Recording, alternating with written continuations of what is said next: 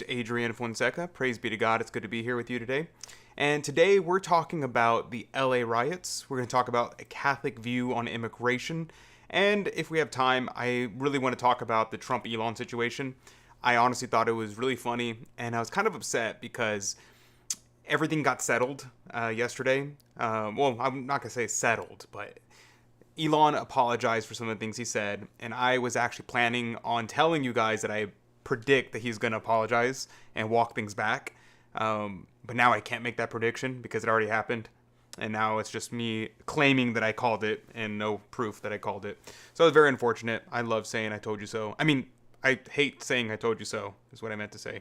But anyway, if you have any ideas about these topics, feel free to leave a comment in the live chat. Any questions, comments, or concerns, soapboxes, negativities, positivities, or anything in between. Make sure to share this with someone you know and hit that like button. I always like to read y'all's live chats, especially in topics like this. It's good to start a conversation about these things, and usually y'all bring up things that I want to talk about but I forget about, or y'all remember things and details that I forget. It's very helpful. So let me know in the live chat, and I'd love to engage with your comments as we go along. All right, let's start here. Now, this is leading into the topic about the LA riots. I do want to start with this just because this is local news to me, and it's also national news in the sense that this is something that's happening everywhere. And the fact that we can identify it here in Texas is just kind of proof that this is happening all over the place. So from Catholic Vote, a Democratic political group backed by billionaire George Soros is pouring millions into a long-term push to flip Texas from red to blue, the Wall Street Journal reported this week. Now, it's important to note, this is reported by the Wall Street Journal. Now, if we click this link and follow it to the Wall Street Journal, you'll see a group backed by George Soros to plow millions into turning Texas blue. They've been trying to do this for a very long time. They want Texas blue. And they want to do this everywhere in the United States. And now it's out in the open. If anybody had said previously, oh yes, totally, George Soros is funding people to try to influence elections across the United States, they'll call you various things. They'll call you insane. They'll call you crazy, a conspiracy theorist. But we see that it is more and more becoming undeniably true. So the Catholic Vote goes on and says, their new initiative called Blue Texas will focus on recruiting candidates, training volunteers, and increasing voter turnout ahead of the 2026 midterms, according to the Wall Street Journal. Public events and organizing rallies are planned for the summer, with the group set to visit dozens of cities across the state.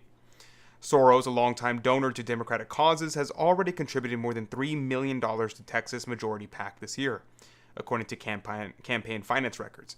What's interesting about this is the fact that George Soros has been trying to flip Texas blue, along with many other multi-billionaires, and they have yet to be able to accomplish their goal.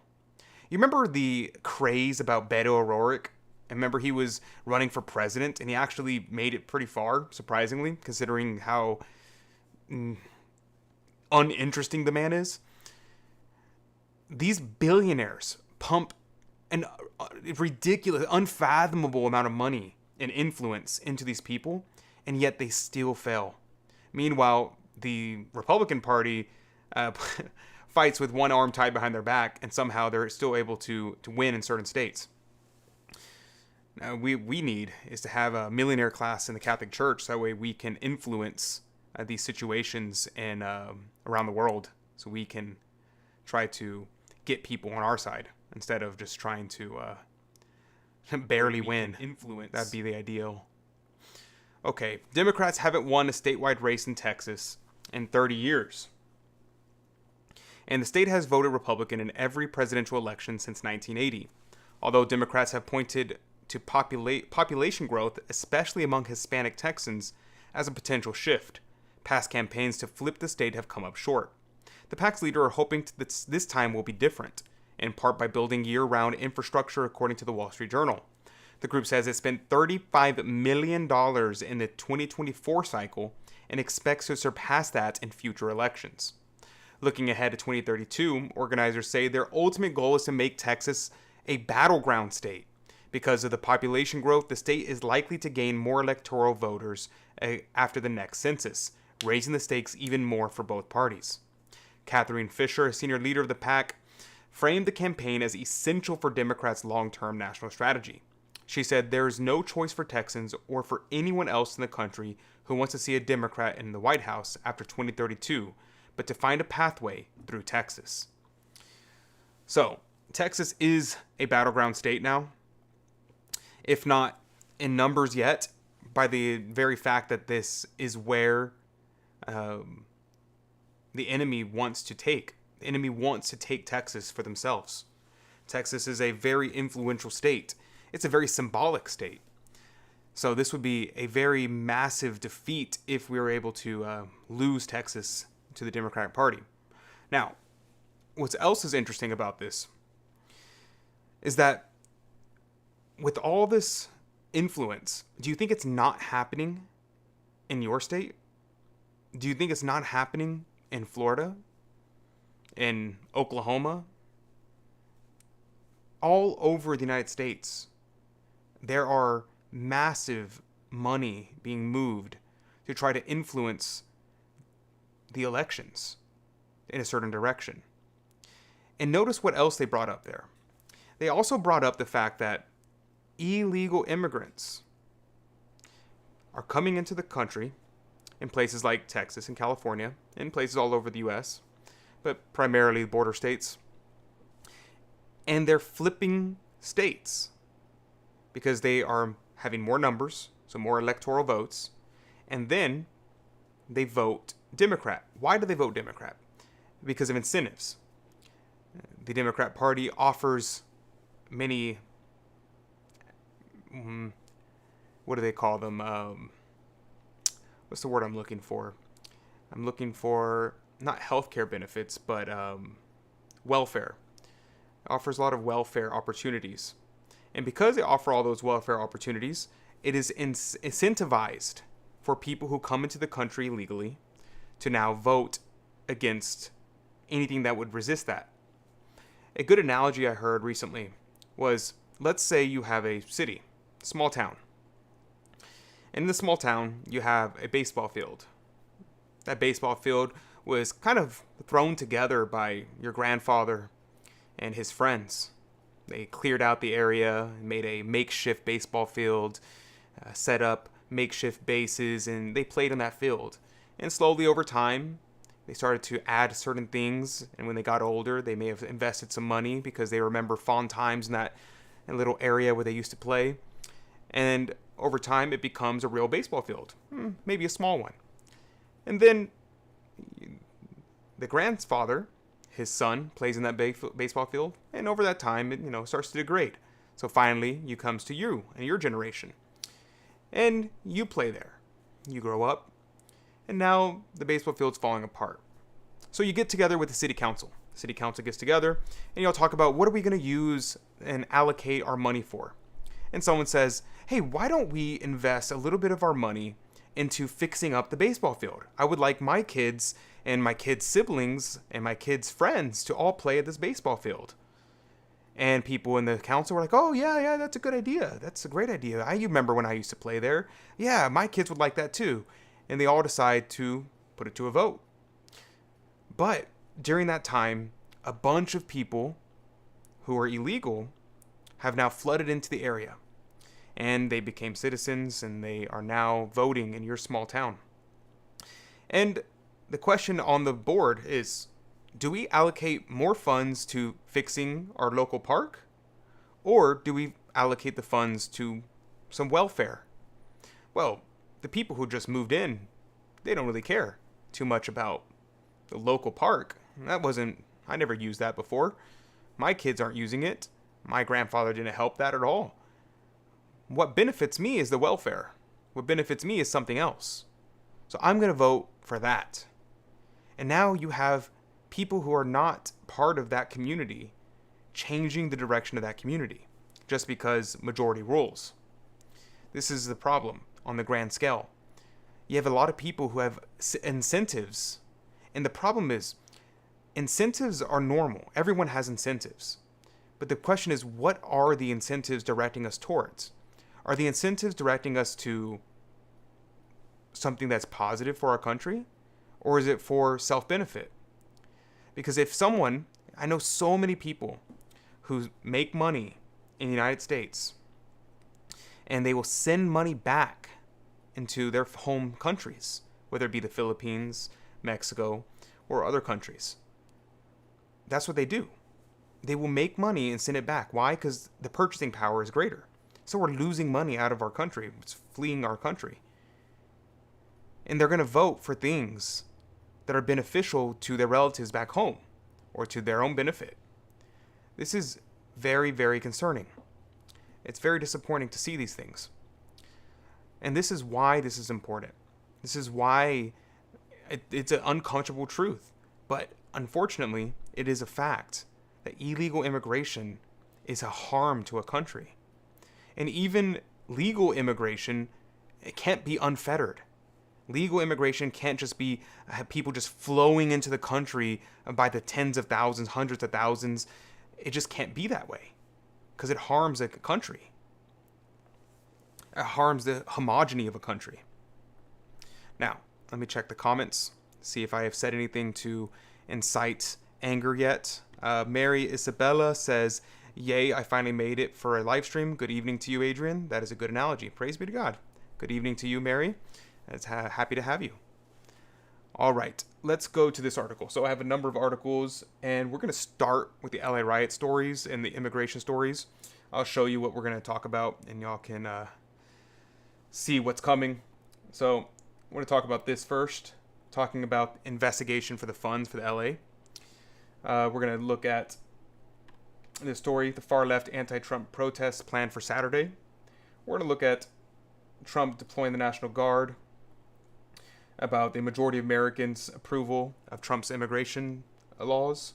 And then here's my favorite one. So this is my favorite article. I'm saving it for last on this segment. But this is going to be most of the show. We may not even get to the Elon story, just because this is just such a big story. Pope Leo had a lot of comments to say about open borders, so we're going to see what he said about that. And this really good article from WM Review on what does the Catholic Church say about immigration. So that's the order of events, just to let you know what's coming up during the stream. Matt says, Tejanos will save us from illegals. I mean, it is funny. I was talking to my mom earlier, and she was like, yes, we're Tejanos. We're not Mexicans. And yeah, I mean, I'm not Mexican. I wasn't born in Mexico. I have Mexican heritage, meaning I have my bloodline and my DNA. There's Mexican blood in me, but I'm not a Mexican citizen. My parents are not Mexican citizens. My grandparents aren't Mexican citizens. So, yeah, we're Tejanos. We're Texans. Yeah, the whole story, and we should actually talk about that too. I don't know if it's in any of these stories. I don't think so. Where there was many people talking about, oh, well, California used to belong to Mexico, so really this is Mexican territory, which is just absurd. For a number of reasons. I mean, the list of reasons why that's an absurd statement is like, it doesn't even begin. I don't even know where to start with that. Because, one, California was New Spain. It was New España. So it was New Spain. It was Mexico for a very, very brief period of time. Because Mexico rebelled against Spain. Catholic Spain. So you have Catholic Spain who ruled over a large swaths of the Americas, including California and Texas. Then, Mexico, through Freemasonic influence, I forget the name, maybe someone in the chat remembers, the name of the priest who helped lead the rebelling against Spain. I believe he was a Freemason, if I'm not mistaken. Very tragic story. And they rebelled against Spain. And revolution begets revolution. Very quickly afterwards, you have the Texas Revolution. Rebels against Mexico. And you have the Texians, the Tejanos, and it's kind of complicated on where the Tejanos sided. Majority of them actually sided with Mexico. Some of them sided with the Texians. Some even fought at the Battle of San Jacinto, some Tejanos against Mexico. It's complicated. But this was no longer, if you're going to start calling governments illegitimate, well, Mexico was illegitimate for rebelling against Spain. Now, then you had the Mexican-American War. And there was a battle fought. And it's not that America took California from Mexico. Mexico actually ceded the land to America. So, yes, we won the war, and they ceded the land because we won the war, but they ceded the land. It's not like it's unceded territory. It's not like Mexico didn't actually sign off and agree to give it to us. They did. It's our land. It belonged to us. In fact, it's belonged to America far longer than it ever belonged to Mexico. So that's the important thing to note there. And it's just absurd, the whole thing. Oh, yeah, this used to belong to Mexico. And if it belonged to Mexico, and they're like, this, they say, this is Mexico. So I guess we're all Mexican citizens then? Is that what they're saying? Okay, anyway, back to the story. Let's see.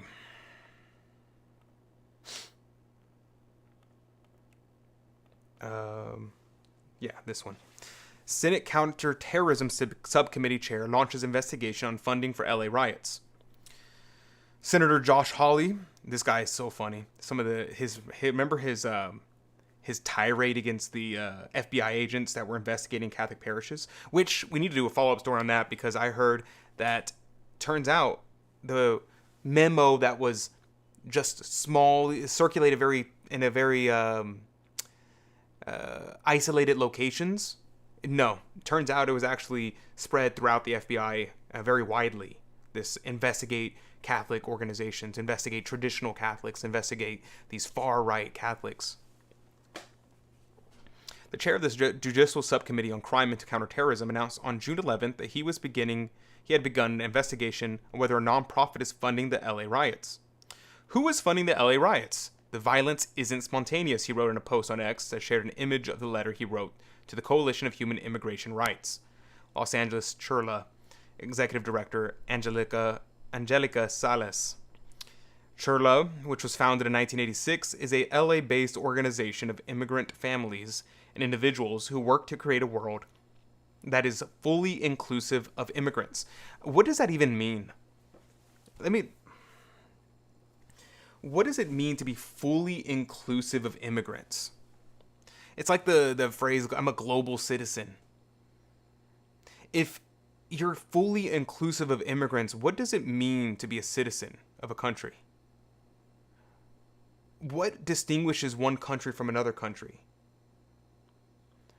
What's the point of borders? What's the point of laws? Fully inclusive of immigrants is a nonsensical statement that destroys countries. It literally will destroy countries. You cannot have a country if every single country is fully inclusive of immigrants. Its services include leadership developments, advocacy, civil engagement, legal support, migrant assistance, media, and small business partnerships.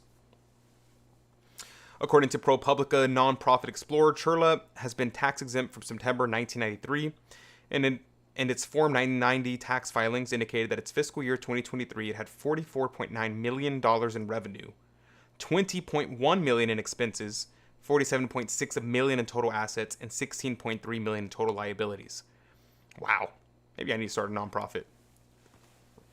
Actually, I'm wrong, because most nonprofits that I know of don't make nearly that much money. It's only if I make an evil nonprofit. Let's see.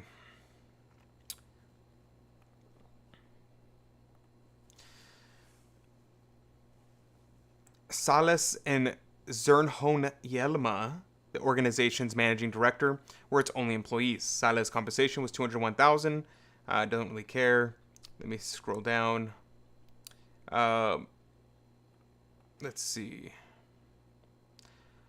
A June 11th press release from the U.S. House of Representatives Republicans Homeland Security Committee said the House Committee on Homeland Security Chairman Dr. Mark Green and Subcommittee on Oversight Investigations Accountability Chairman John Breachin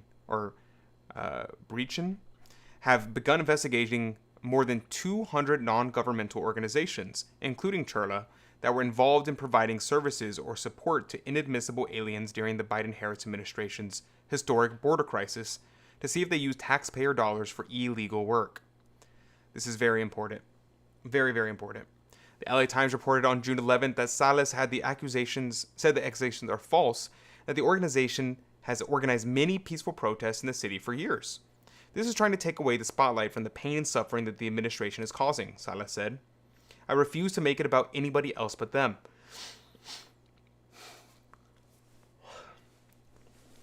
According to the New York Post, a Churla spokesperson said, I hate that they use spokesperson. Can we just go back to spokesman? Said that aside from organizing a press event on June 5th to protest ICE roundups and sending legal observers to immigrant courts and detention centers. Here's another thing. A lot of these riots began because there was a claim that ICE raided a Home Depot in order to round up illegals, which is absurd for two reasons. One is that it didn't happen. And two, if it did happen, why would it be wrong? Is ICE not allowed to round up people at a Home Depot? I guess they're saying because, these guys are hard workers, so therefore we shouldn't deport them. Now, I do think we should primarily focus on the worst of the worst first, and then work our way to others. But everyone who's violated our laws needs to face the consequences of violating the law. Like, every single person who is here illegally has broken the law. They are criminals. It's simple as that. And they should receive the due process that's due to them. Now, the due process that's due to illegals is not the same as due process that's due to American citizens, but they should still receive whatever rights they have within the law. But they should be punished to the full extent of the law, which is deportation, sent back to their home country. I'm not saying we have to, do anything untoward to them. In another Blue Sky post, the organization asked people who see ICE in the city to contact its direct immigrant assistance hotline. Now, what's interesting about that is that this is kind of how these things have been happening. People have been calling somebody, I don't know who, they're calling somebody every time ICE is showing up to warn everyone. We're living in some kind of dystopian society where people are acting like this is like some kind of Nazi roundup camp. We're rounding the people up and sending them to the concentration camps and going to work them to death. People are sending them home, sending them back to their country. They're not sending them to concentration camps. The whole situation is quite absurd. Ave says, was it Miguel Hidalgo y Costilla? I do not know. Cordy says, the worst have already been arrested by this point. I really doubt it. We've had so many, and not that many have been deported, to be honest. Very, very few. We've only had a few, I think they said, less than 100,000. And there's been millions who come into the country. I got to go back. Well, I'm sure one of these articles will tell how many have been deported already. But yeah, there hasn't been nearly enough. There's so many. Even if it's only 1% of millions, that's going to be, if it's just 2 million, let's just say there's been 2 million illegal immigrants. I think it's more than that. If we send 1% back, that's what? My math might be bad, but is that 200,000? Is that, maybe that's 10%. I don't know. Someone do math for me. Rule number 1 for doing radio is don't do math on air. Let's see. Cordy says, if the worst haven't been arrested yet, they wouldn't go into Home Depot. Well, they didn't go into Home Depot, for one. That didn't happen. And two, the other question is, how do you know that those people who are really bad are not working in the parking lot of Home Depot as well? we don't know. We don't know the context of any of these situations. All we know is that ICE is doing something, and then people report it, and then people freak out about it. So if ICE pulls up, and let's say that somebody is a human trafficker, but then in the free time also does extra jobs at Home Depot parking lot to just make a little bit of extra money. How do you know he's not doing that? We don't know. We don't know anything about these people. Far left anti-Trump protests planned across country on Saturday as LA violence continues. Okay. So this is happening all over the country. The whole thing is kind of crazy because the No Kings thing is, we talked about it a little bit yesterday. It looks completely and 100% astroturfed. It's completely fake. Look at this. Look at this. Organizers say they expect millions of people to protest at over 1,500 locations throughout all 50 states. Do you believe that? Do you believe millions are going to the streets? Personally, I don't believe that. I don't believe that this is happening. I don't believe that they're going to see near. I saw one of my friends mentioned to me that there was one for this small town that was listed on the map. No, there's nobody's going to be there. That's ridiculous. It'd be absurd to even attempt to do this, because then you're spreading your resources very thin to be able to organize that many events. Personally, what I think is they're trying to scare law enforcement all over the country. If there's 1,500 protests planned, now the federal government is scrambling to try to figure out which ones are serious, which ones are not.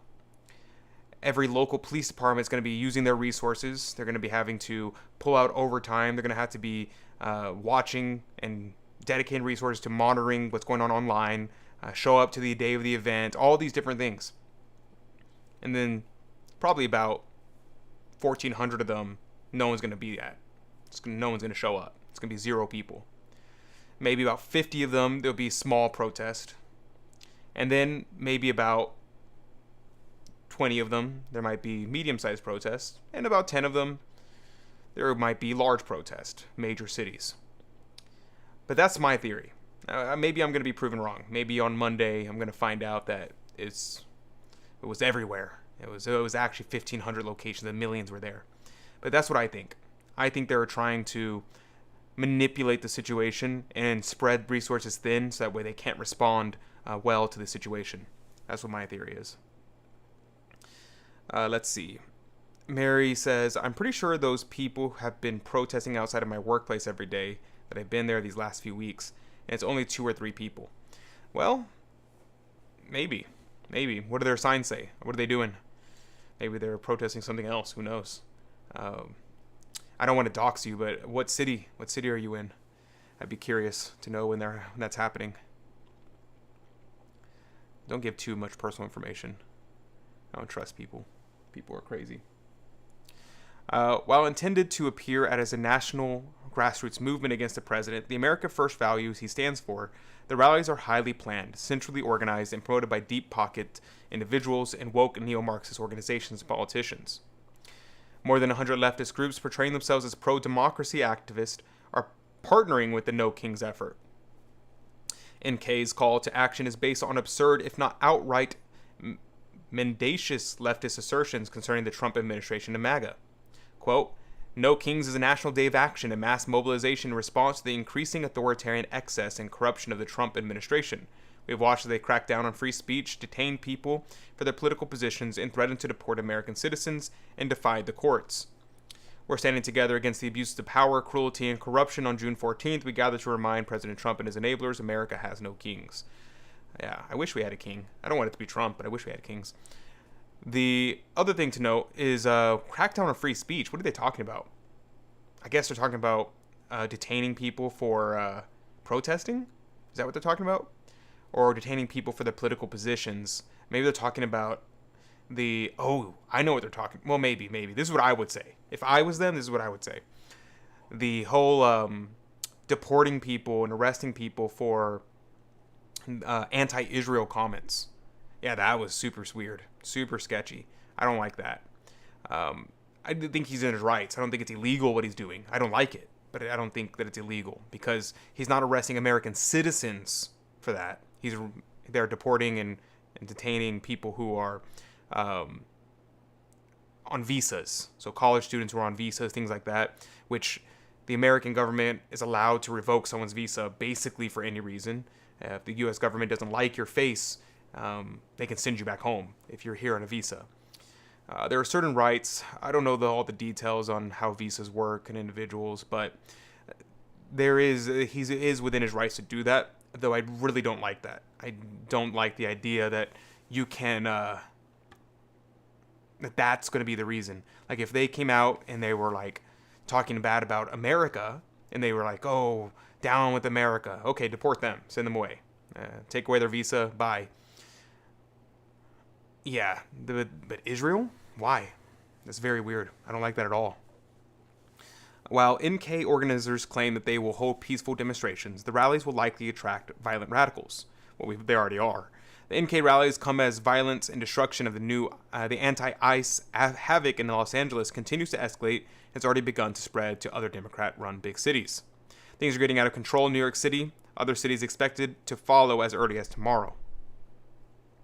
Large-scale clashes. I just watched this video actually, just to see.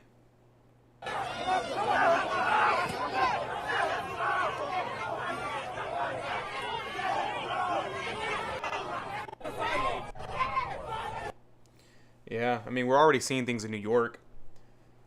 And here's the thing. We're going to talk about mobilizing the National Guard and things like that in a second. But it all depends on what's going on in the state. In New York, if the New York Police Department is doing their job and enforcing the law, allowing peaceful protest, and shutting down violent protest. If that's what New York Police Department is doing, praise be to God, no need for the National Guard, no need to send in anything. But if in California, the police are ordered by the state to stand down and to allow these burnings to continue, well then the president has to enforce the law, has to mobilize someone and put the law in place. It's only abuse of power if he's doing it for no reason. Let's see. Mary says, I don't know. I can't see the signs from work, but my coworkers told me they were protesting Trump, so I'm assuming it's those people. Yep. I mean, if they are, yeah, they're doing that. I work in an extremely liberal college town in North Carolina. Is North Carolina a conservative state or a liberal state? I actually don't know. North Carolina. I don't know. Mary says, also, when did YouTube start playing ads in the middle of live streams? Rude. Really? YouTube plays ads in live streams now? Here's a hint for you. Well, actually, I don't know if I'm allowed to say this on YouTube. Let's just say my favorite browser is Brave browser. Anti-ICE riots have now spread to Atlanta. Notice Sortor in a second X post. It's described as a war zone. Look at this video. Let's see.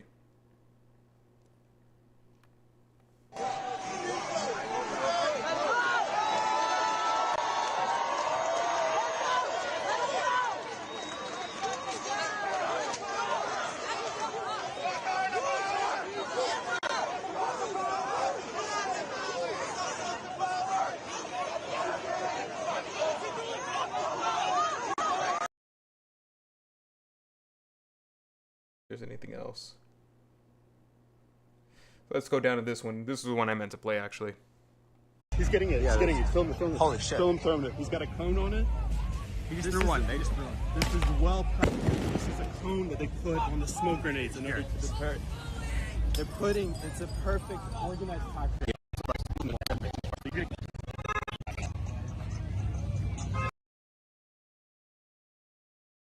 Georgia. We're seeing it in New York, Atlanta, Georgia, Chicago. We're living in a third world country, it looks like. Like, if you show me this video and you said, like, this was some third world country, I'd be like, oh, yeah, that makes sense. This is happening in the United States of America. That's insane. Absolutely insanity. And did you see the explosion? Was that like a firework? What do you think? What was that explosion? Look at that. You see that? It looks like a firework. There have been noted that they're using fireworks and throwing them at police officers. These fireworks can kill you. Like the ones that you launch into the sky and they explode, they're deadly. And they're using it as a weapon against the police. Rioting is already bad. Burning down cars and looting stores. But now, attacks on the police? That's really bad. That's as bad as you can get. Well, I guess slaughtering American citizens would be worse, actually. Hundreds of anti-ICE protesters making their way through downtown Denver, said radio host Gina Gondik on X. Riot, police, SWAT, and other authorities responded to break up demonstration. A police drone gives a warning saying all reasonable force will be utilized to deny highway access. Yeah, let's see this.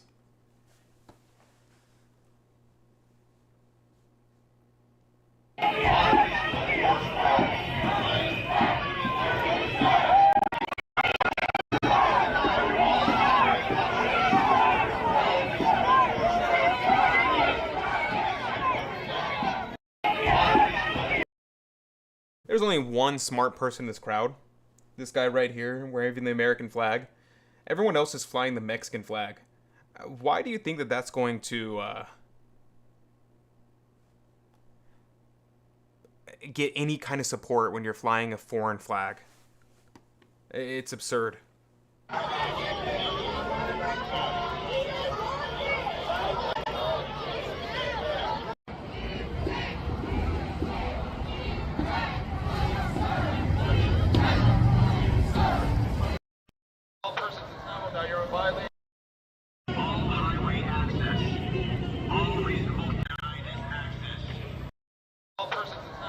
Violations of parties in the roadway. In the name of the people of City and County of Denver, I command all of you here assembled to disperse. Failure to do so subjects each of you here to arrest and prosecution. If you remain unreasonable and necessary force may be used to disperse this unlawful assembly. The following are routes for dispersal for you to peacefully leave the area. Northbound on Broadway. Let's see, it's northbound on Broadway. We have 7 minutes.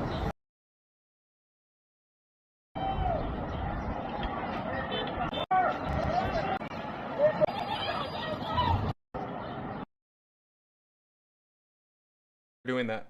They need to enforce the law. It's crazy that we've gotten so used to just letting people take over our streets. Whenever we do our public protest against LGBT ideology and things like that, we always make sure to follow the law, stay on public sidewalks. We're not disrupting traffic. We're not standing in the streets. These people do whatever they want, and they think that they can do it with immunity. And they have been able to for so long. I'm glad to see that people are starting to finally enforce the law. Let's see this.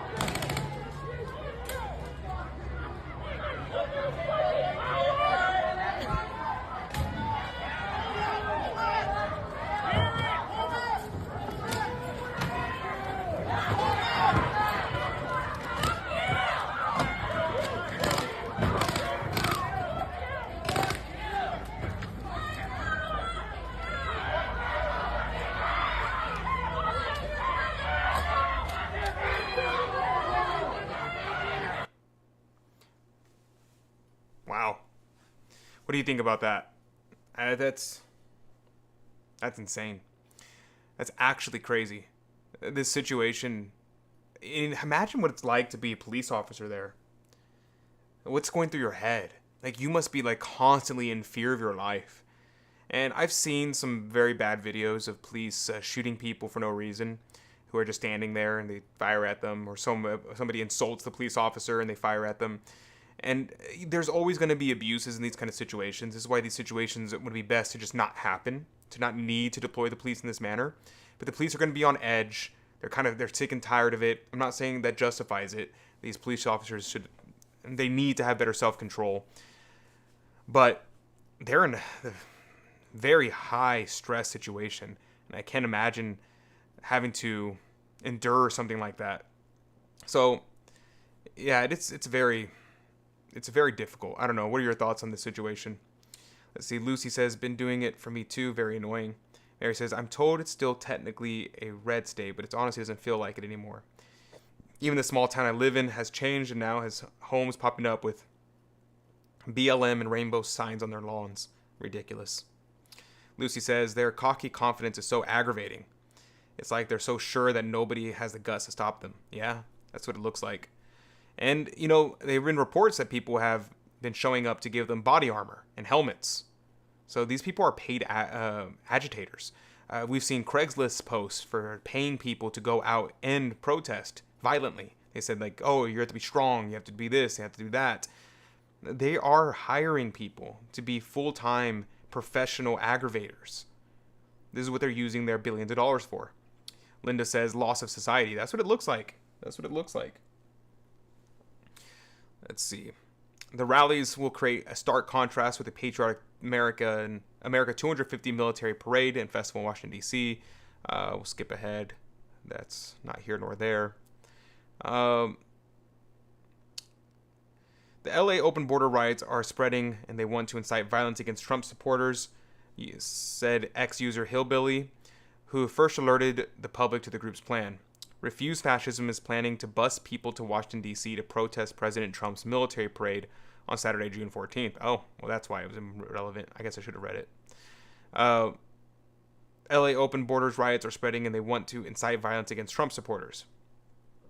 Get on the bus, New York to D.C. Here's the other thing. They're going to try to... And remember I was telling y'all a story a couple weeks ago about the protest we did, and Antifa showed up, and the Proud Boys showed up, and there was kind of like a scrimmage that broke out. That's a huge problem. And this is very dangerous because if there are peaceful protesters or a parade happening among Trump supporters, they're already going to be on edge because they already know these stories. These are people who show up to these kind of protests or these kind of events, this kind of parade, might take grave offense at these kind of people, and they're going to incite violence. And they're going to try to provoke people to have a brawl. That's very bad. That's very, very bad and very dangerous situation. So, yeah, people be careful and keep your head on your shoulders. If you're ever in a situation like this, it's never good to freak out. It's always better to be calm, cool, and collected. Yeah, you can't fly off the handle. It's what they want. That's what people want to see. But we have to be careful, and best not to put ourselves in these situations. Thomas says, hey, shout out to Craigslist, though. Bought a motorcycle off them once. That's hilarious. Yeah, I mean, it's funny that they're using Craigslist, right?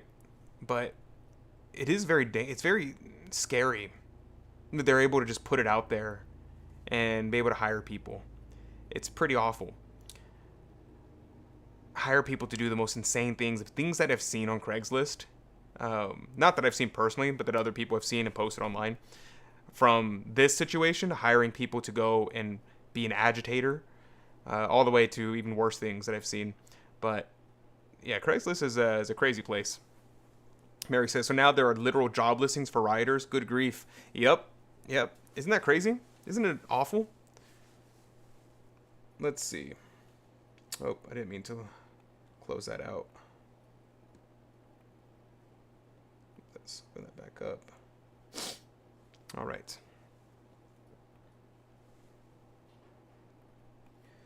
Let's look at this story. What do y'all think about the story of Trump talking about deploying the Marines? What do you think? Let me know. President Donald Trump signs a presidential memorandum on Saturday deploying 2,000 National Guardsmen to LA, where protesters against immigration enforcement operations have led to clashes with police and other acts of lawlessness. In a statement from the White House, Press Secretary Caroline Leavitt said, "In the wake of this violence, California's feckless Democrat leaders have completely abdicated their responsibility to protect their citizens." Now, this is what I was talking about earlier. Should we deploy the National Guard? My opinion is no, unless the state government is not doing anything to protect them, and do their job. So think about it this way. If your house is under siege, let's say your house in particular, because you have to personalize this, because sometimes we think of these in theory and we get lost in this pie in the sky idea of what we would like. We become idealist. And so we hear about, the National Guard is sending out military men, rifles, and they're standing there near American citizens, and it's scary. But think about it this way. What if the rioters showed up to your door?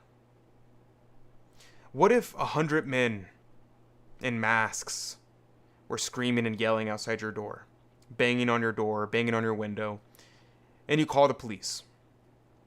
And the police say, "I'm sorry, but by orders of the governor, we are to stand down. We cannot assist you." Would you say, "Oh, well, that's just the way it works. I guess I'm at the mercy of the mob"? Or would you wish and hope that the President of the United States would mobilize the forces that he's able to fulfill the job in which the governor is failing in? Personally, I would want the president to mobilize the National Guard and whatever means necessary to protect my life and protect my property. And this is what's happening. If LA was enforcing their laws, and maybe they're not doing the best job, maybe they just have not great organization skills and things are taking longer than they're expecting, and it's just not the best job, but they're doing the things they're supposed to do. It's just not efficient. Well, in that case, I would say Trump should not mobilize the National Guard. He should encourage them to do a better job and offer resources to help them do a better job. But he shouldn't intervene. He shouldn't go over the governor's head. But if the governor and the mayor are failing in their duties to protect American citizens, to protect American property, to protect our livelihoods, well then we should mobilize the National Guard. We should be able to restore law and order. Why let things fall into disarray? So should they mobilize the National Guard and to places where they're not needed? No, that would be abuse of power. But to mobilize them into places where they are needed, it's necessary. Let me know what you think. Let me check the comments before I finish going forward in this article. Let's see. Nothing here, and nothing on X or Rumble. All right, let's continue this article. President, in a statement from the White House, yes, we read that, Defense Secretary Pete Hegseth said on X that the Department of Defense is mobilizing the National Guard immediately to support federal law enforcement in Los Angeles. And if violence continues, active duty Marines at Camp Pendleton will also be mobilized. They are on high alert. California Governor Gavin Newsom said early Saturday the president's move was purposefully inflammatory and would only escalate tensions. Over the weekend, large protests have rocked Los Angeles, where Immigration and Customs Enforcement is carrying out deportation operations. Department of Homeland Security spokeswoman Tricia McLaughlin said hundreds of demonstrators have obstructed law enforcement by surrounding federal buildings, slashing tires, and assaulting ICE officials. So, question is, Mr. Gavin Newsom, what are you doing about it? Are you doing the things you're supposed to be doing? That's my question. If you are, well, we'll have a conversation about whether or not Trump is doing the right thing. But if it seems that you're not doing everything you can to stop these events, we have to bring in law and order. Now, here's the other thing about this, about the Marines. This also sounds scary. And in a sense, it might be illegal, depending on what he does with the Marines. You can't mobilize the U.S. Army against American citizens. So there's two questions here. What is he going to mobilize the Marines to do? Now, what I've heard is that the Marines can be deployed to be put in a defensive posture of federal buildings and federal employees, so they can protect the government buildings, essentially.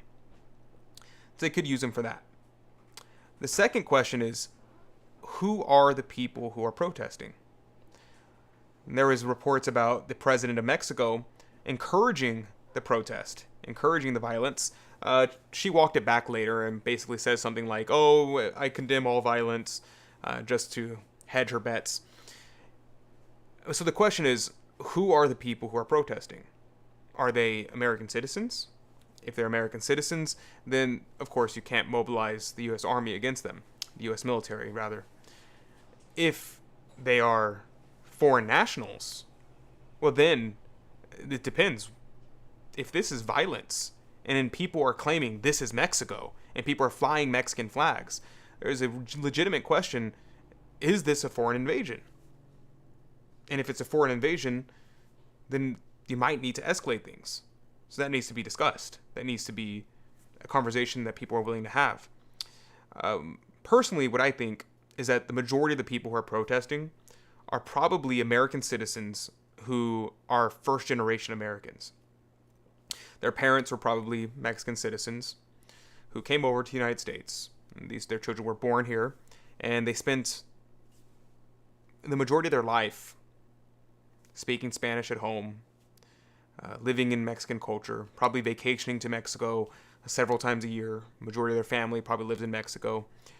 And they don't identify themselves with America. They identify themselves with Mexico. And this is the problem with birthright citizenship. Birthright citizenship is absurd. It doesn't make any sense. And we might be the only country, I know for sure we're one of the only countries, but we might be the only country who has birthright citizenship. Because it's absurd.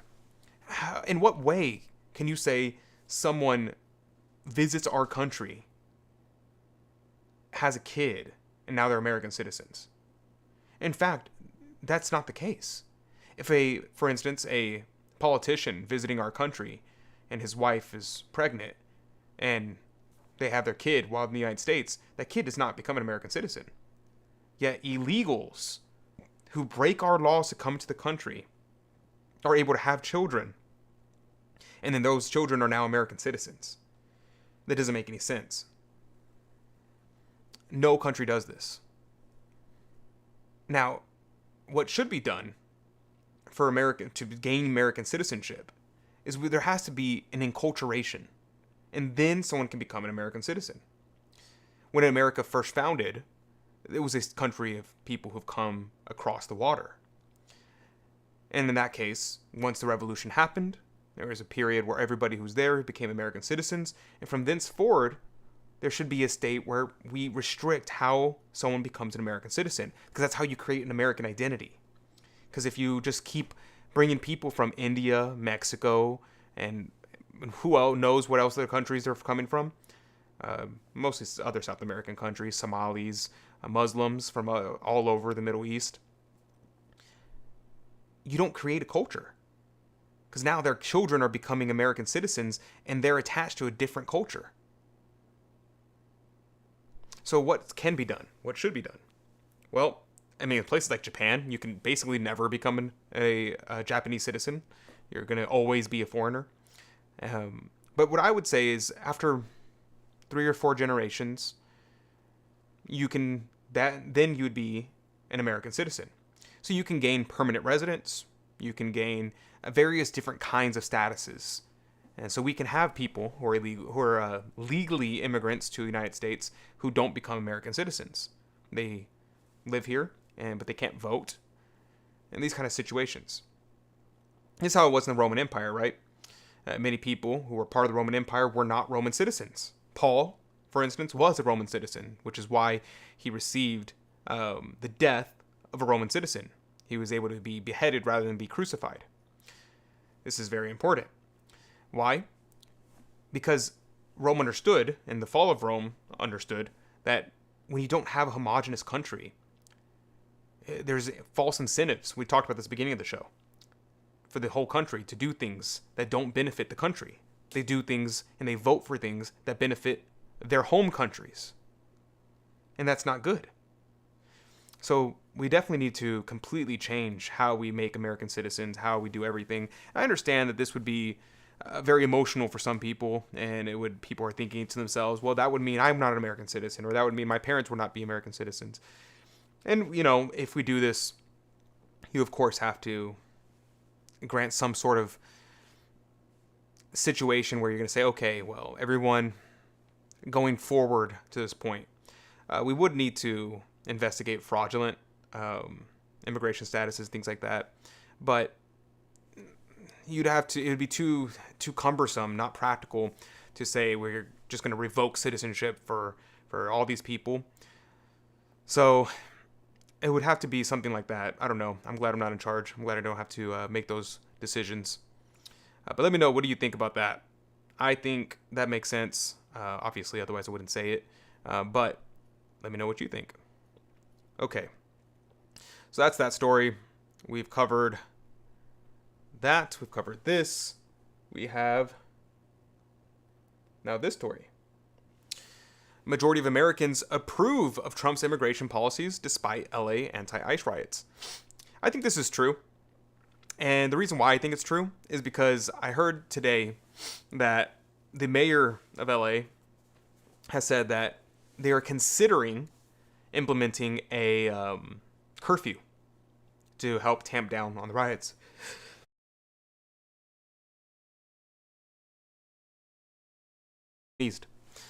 So the fact that the LA mayor is saying that they're considering to implement a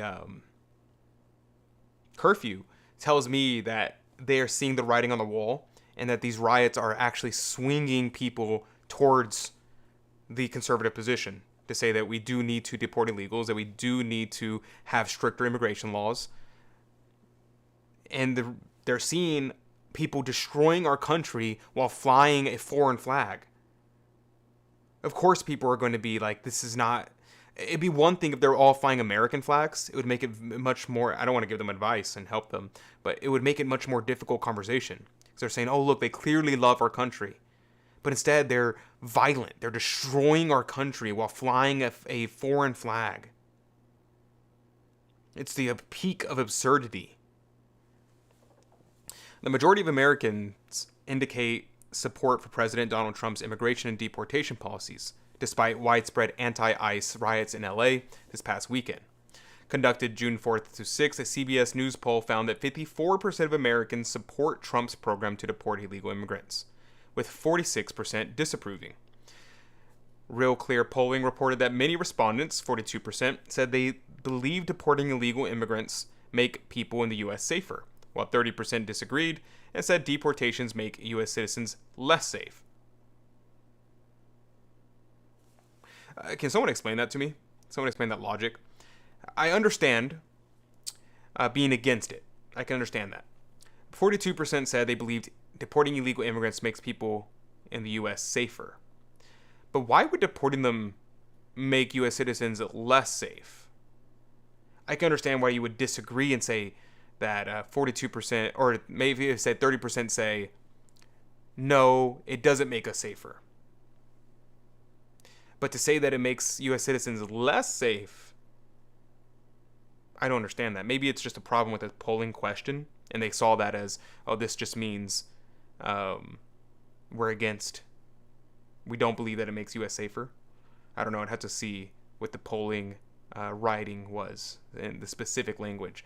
But that's a very weird thing to say. A slim majority of respondents said they believed Trump was prioritizing the deportations of dangerous criminals, while a large minority said he was not. Well, he's definitely prioritizing the deportation of dangerous criminals. Just the amount, the number is just, you can't not do that. Also, just for the sake of public support, you can't not do that. Support for the deportation program largely depended on how respondents viewed its scope. Real Clear polling noted. Among those who believed Trump was deporting fewer, or about as many immigrants as expected, 66 approved. Among those who believed the administration was deporting more people than expected, only 42% approved. Really? There's people who believe that he's deporting more than expected? That's not... Because he ran on deporting, like, I forgot what the number he said. He ran on deporting a lot, and he is not even close. I think I saw a statistic. I wish I just wrote all these things down.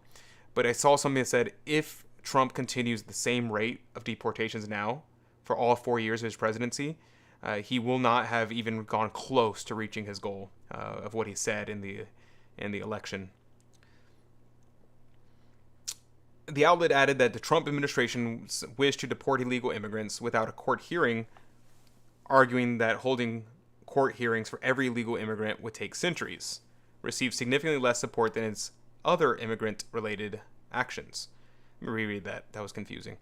The outlet added that the Trump administration's wish to deport illegal immigrants without a court hearing, arguing that holding court hearings for every illegal immigrant would take centuries, received significantly less support than its other immigration-related actions. Yeah, I mean,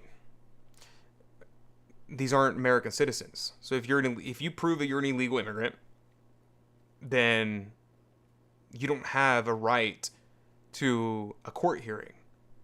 You have a right to due process, but there is a certain process in which we deal with foreign nationals, and we deal with illegal immigrants. And if you are an illegal immigrant, you don't get the same rights as American citizens. So yeah, of course you're not going to hold a court hearing for every illegal immigrant. That would, you couldn't do anything. You would. The other question would be, what would you do? And the court system would be destroyed. If every single American citizen, every ticket you got, if you got a traffic ticket, and every single person who got a traffic ticket decided to have a court hearing instead of just paying the ticket and being done with it,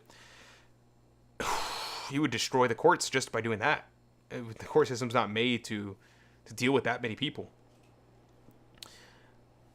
63% said illegal immigrants should receive a court hearing prior to being deported, while 37% agreed that the administration said a court hearing was not necessary. Although Trump holds a net negative 2.1 approval rating, with 45% approving of his job performance and 55% disapproving, approval of his overall handling of immigration is much higher, registering at 50%. Americans also approve more of his approach to immigration than his handling of other issues such as the economy, which only garnered 42% approval. According to an October Economist YouGov poll, Trump's immigration policies have remained a strong point for him, and they've received strong support even prior to the election. Yep, pretty much. All right, let's see. We're getting into my favorite part next. Shenanigans said, I get tired of hearing we are racist if we do not want the illegal aliens here. They need to come legally.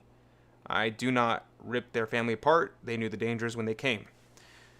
Yeah, I mean, the solution to not separating families is to just send everyone home together, right? Mary says, and also the accusation of racism for every single thing is just so absurd. I'm so tired of it. So sick of it. Mary says, exactly. The left is basically shooting themselves in the foot with this behavior and only winning over those who are as delusional as they are. Mary says, less safe. That does not compute. Yeah, I had like a brain malfunction reading that. I was like, I don't even know what you're trying to say here. Okay, now we're going to get to the spicy stuff. Check this out. Open borders. We're getting to Pope Leo. Whew. Dare I? I know I said I wasn't going to talk about Pope Leo for a couple months into his papacy, but this is relevant, and we'll tread lightly. And yeah, that's all I'm going to say. WM reports, in his Pentecost homily on Sunday, June 8th, 2025, Leo XIV invoked the Holy Ghost as the agent of, quote, open borders. The sermon mentioned the mantra of open borders 10 to 12 times, depending on how one counts, see below, as well as referring to the Bergoglian themes of narcissism, rigidity, and fraternity. The sermon itself was an exegesis of Benedict XVI delivered on Pentecost in 2005. One of the quotes, mostly widely shared on social media from Leo's sermon, was explicitly drawn from Benedict. This attribution was absent in the social media memes. The Spirit opens borders, first of all, in our hearts, Prevost began, before moving to broader targets. He spoke of opening borders in our relationship with others, of broadening the borders of our relationships, and of open borders between peoples. He presented the classic understanding of Pentecost as a reversal of the Tower of Babel, claiming the confusion of Babel was finally resolved by the harmony brought about by the Spirit. However, he applied this true understanding of Babel to modern political situations in a way which was not in favor of Catholic orthodoxy. Quoting Benedict XVI, he said, "She must open the borders between peoples and break down the barriers between class and race. In her there cannot be those who are neglected or disdained." Developing these ideas, he spoke of overcoming our rigidity, moving beyond our fear of those who are different, and mastering the passions that stir within. The Spirit, he said, also transforms those deeper hidden dangers that disturb our relationships, like suspicion, prejudice, or the desire to manipulate others. He became even more explicit in the application of his open borders theme to contemporary politics.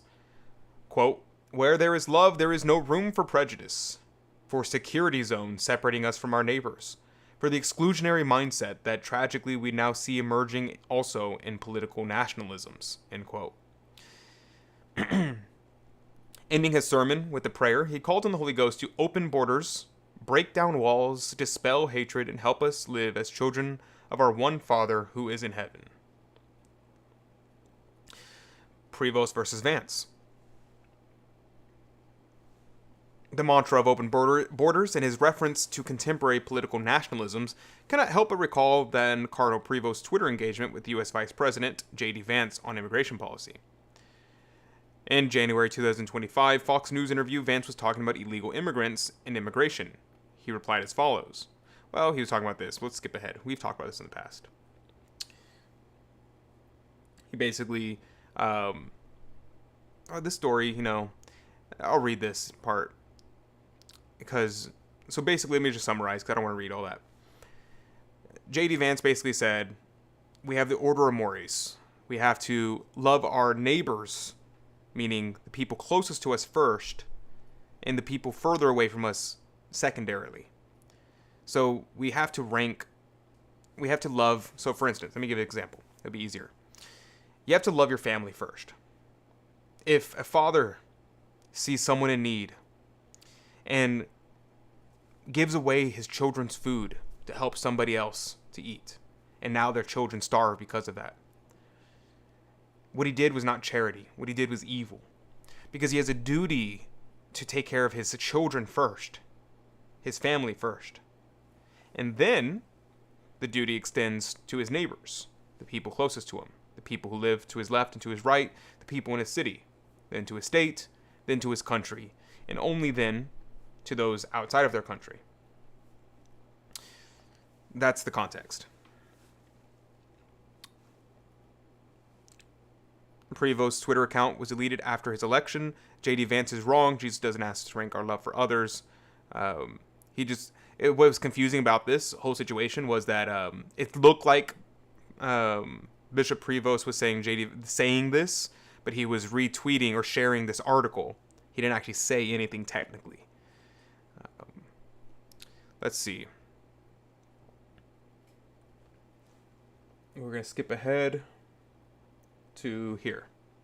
What the church teaches about immigration. While the church recognizes a natural right to immigrate and colonize uncultivated land, this right is justly limited and administrated by the positive law of a nation-state. Recognizing such a right and even rebuking nations whose positive law is too restrictive in the face of given circumstances is very different to modern programs of open borders and mass immigration. In such circumstances, it is legitimate for nations to protect their borders and limit migration. Now, what's important about that statement is that we are to accept people who are refugees. Like, for instance, in Cuba, when people were swimming from Cuba to the United States, trying to escape the Castro regime, yeah, we should welcome those people in. But people who are just coming over because they want to have a better life, we're not obligated to take those people. I understand why they want to come to America, and I sympathize with them, but that's not a good enough reason for us to just allow them to come in. It'd be like if someone saw someone who lived in a really nice house, and you just walked into their home, and they're like, well, I wanted to live a better life, so I just walked into your home, and now I'm going to live here. Well, I understand that you want to live in this very nice house. I'm going to understand why you want to have all these things. But you can't just do that. That would be breaking the law, and you get arrested. You'd be thrown in prison. Or it'd send you to loony bin for being crazy, going into someone else's home. We're going to skip the rest of this article because it just recounts the number of times they mentioned about the borders, and go to this article.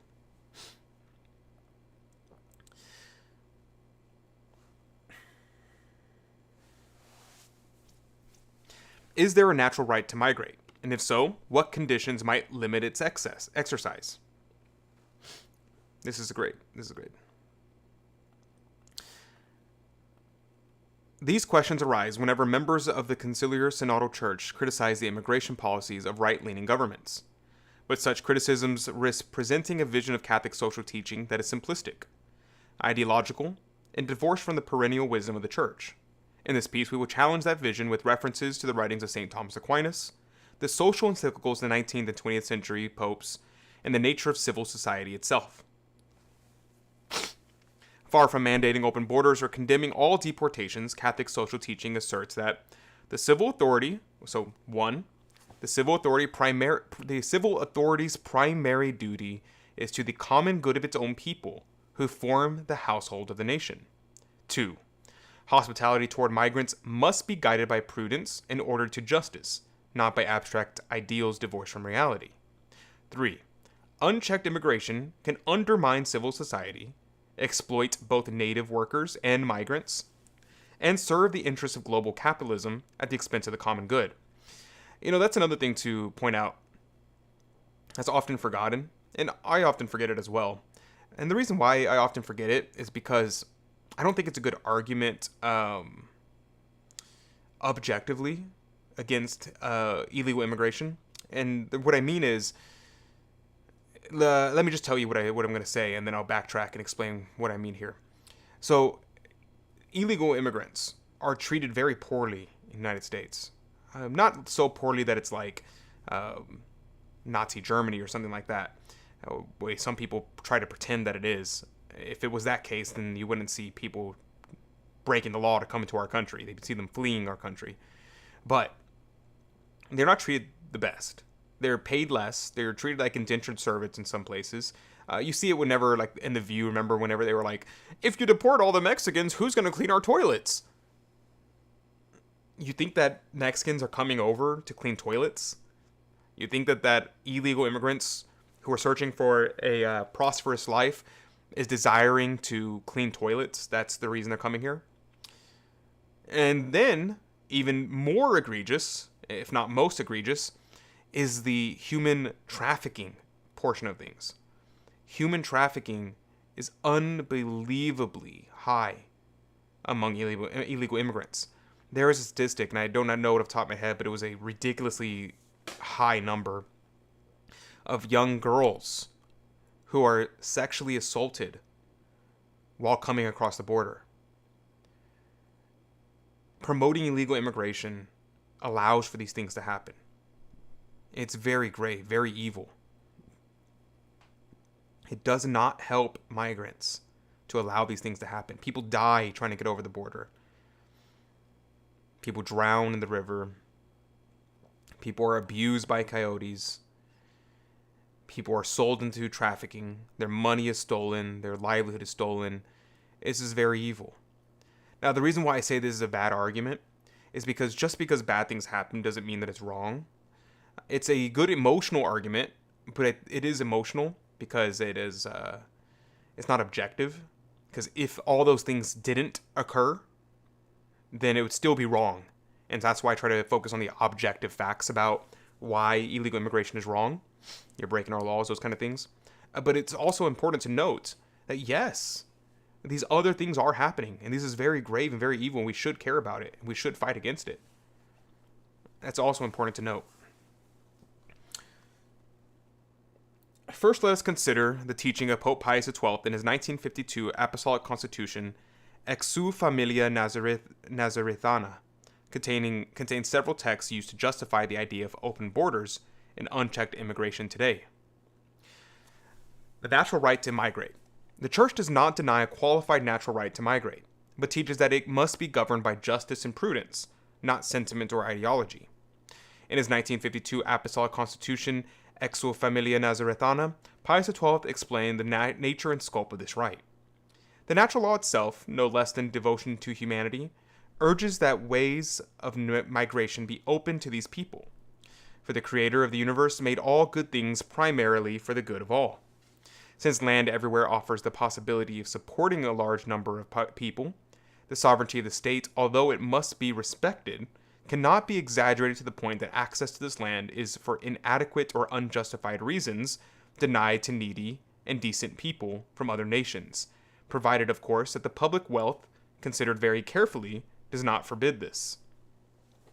Notice all the qualifications that Pius XII made. Cannot be exaggerated to the point, meaning it can be to a certain point, for inadequate or unjustified reasons. Provided, of course, that the public wealth, considered very carefully, does not forbid this. Notice all the qualifications that's made here. He also referred to a 1946 allocution in which he again called upon the nations with more extensive territory and less numerous populations to open their borders to people from overcrowded countries. Earlier in the document, he referred to Leo XIII's Rerum Novarum and linked the right to migration to the cultivation of uncultivated land and open spaces. Our planet, with all its extent of oceans and that's probably a typo, and lakes, with mountains and plains covered with eternal snows and ice, with great deserts and traceless lands, is not at the same time without habitable regions and living spaces now abandoned to wild natural vegetation, and well suited to be cultivated by man to satisfy his needs in civil activities.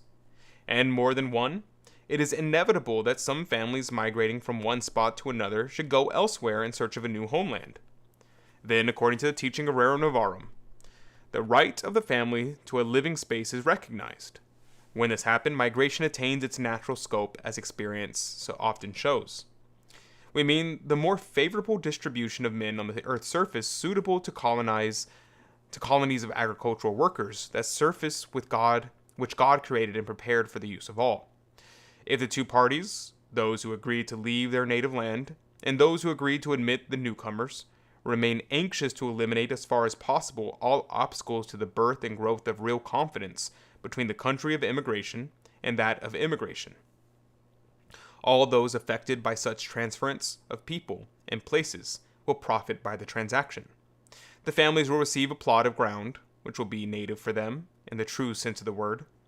The thickly inhabited countries will be relieved, and their people will acquire new friends in foreign countries. And the states which receive the immigrants will acquire industrious citizens. In this way, the nations which give those and those which receive will both contribute to the increased welfare of man and the progress of human culture. So notice what he says here, what he's describing. He's describing there is land, and this land is unoccupied. This land is perfect to be tilled, and no one's tilling it. So you welcome people from foreign countries, and those foreign people come to these areas, and they start to develop the land that's been undeveloped. And he says, look, now these people are now new natives to this new land. They become good citizens. So notice what he says here. They will become industrious citizens. And they acquire new friends in foreign countries. So now it's imagining an idea where they become assimilated to this new culture, and now you created relationships with other countries by doing that. The question is, are we doing these things? Is this what we're doing today? Let me check the comments before I continue. Mary says, using the Great Feast of Pentecost as a means of promoting open borders seems like a huge stretch. Too much focus on the material instead of the spiritual, bringing the true faith to souls worldwide. Yeah, I'm kind of put off by the idea of using Pentecost to talk about open borders. Seems inappropriate, but... Application to our day. There are several points to note about these passages. First, although Pius XII refers to what then seemed like a great number of migrants, and called for larger and wealthier nations to offer them relief. It seems unlikely that these numbers were comparable to what we see today. The charts from the University of Oxford Migration Observatory, let me scroll down, particularly figure 5 here. Should I click on figure 5? Let's see. Let me pull it up so I can just look at it real quick. Nah, I'm not going to be able to read this very quickly. Indicate a very significant increase in the UK, which is a small nation without the wide and uncultivated areas Pius XII is discussing.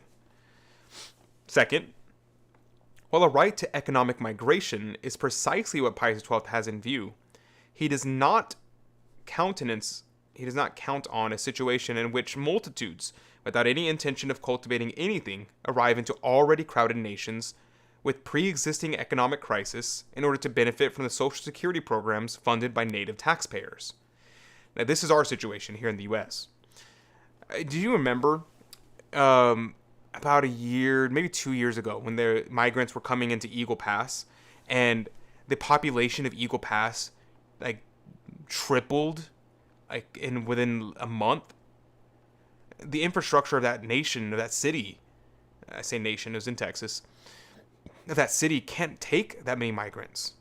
It destroys the infrastructure. They were having to house people in gyms of schools. Absolutely chaotic. It's just, you can't function. You can't do these things. The number of people is just too much. And the way in which it's happening is just too much.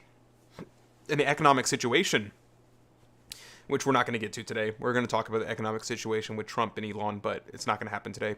But our economic situation was not good. We're in debt, ridiculously in debt. And we can't cut social security programs because people vote against you if you do that. So people have promised, including Trump, has promised not to cut these things. And so we will continue racking up more debt. Third, Pius XII was writing in the aftermath of chaotic war and calling for those engaged in the conflicts to take responsibility for those displaced or unable to survive in their war-torn countries. In response to the situation, he urged large countries with large open spaces, quote, to try to administer as liberally as possible the overly restrictive provisions of their immigration laws, end quote. This is quite different to calling for open borders, especially for small countries. Fourth, document was primarily addressing the pastoral care of Catholic migrants. The Pope's concern for such persons runs through the text, and he enacted measures to ensure that they were enabled to fulfill their religious duties. To this end, he facilitated the appointment of priests of the same nationality, immigration chaplaincies, and provisions to ensure that marriages are conducted in keeping with the laws of the Church. He praised relief agencies established specifically to aid those, quote, whose Catholic faith and Catholic practices were often threatened with almost incredible dangers, end quote. He specifically praised Pope St. Pius X's measure to ensure that Ruthenian Catholics in Canada were protected from the inroads of heretics. That's very important. Though we're not even importing Catholics, we're importing Protestants, Muslims, Hindus, atheists, people who practice Santa Muerte, all sorts of crazy things. Some are Catholics, but probably not the majority. I don't know what the percentage would break down to. He condemned the, quote, the perverse men, end quote, who offered material aid with the intent of damaging their souls, namely by drawing Catholics away from the Church. He also cited St. Ambrose, who ransomed captive prisoners at the price of the Church's wealth, in order to deliver them from idolatry and false religions. For who is not willing to rescue girls and boys or little children from the service of pagan idols, into which they have been forced under pain of death? We have not undertaken this work without reason, and we have done it openly to proclaim that it is far better to preserve souls for the Lord than to preserve gold. All this is to say that the primary concern behind the document and its measures and committees is the salvation of souls. This concern is absent in modern discourse around migration. The end in view is a naturalistic fraternity, in which there are no more natural distinctions between peoples, between class and race. Fifth, While Pius XII does not limit the exercise of the natural right to Catholics alone, or suggest that relief should be limited to Catholic migrants, he does not seem to have here in view Catholic nations being overwhelmed by non-Catholics, or Christian nations, understood in the broadest, loosest sense, being overwhelmed by non-Christians. Preventing such evils is surely an aspect of the proper sense of state sovereignty to which the Pope alludes. And that's what I just talked about. Further, he was writing in a situation in which it was well known that the idea of religious liberty was a condemned error, in which non-Catholic sects could at best be tolerated for the sake of a greater good. The idea of welcoming swaths of non-Christians not only to exist as independent enclaves, but even to give them the right to practice their false religion in public, and even to proselytize, would have been unthinkable. It is far from certain that the public exercise of these false religions would necessarily even be tolerated under these circumstances. On the contrary, Pius was very clear that if non-Catholics were to be welcomed, they should be evangelized and assimilated. Equally noble were the vigorous, ardent labors of bishops and priests, who sought to bring to newcomers the blessings of the true faith, and to introduce them into the social customs of these new countries. They also facilitated the assimilation of the uncultured invaders, whom they introduced both to the Christian religion and to a new culture. To summarize, while Pius XII recognized a natural right for people to migrate and cultivate uncultivated parts of a country, which is to be justly limited and administered by the positive law of a nation-state, he explicitly recognized public wealth and a moderate sense of state sovereignty as limited factors.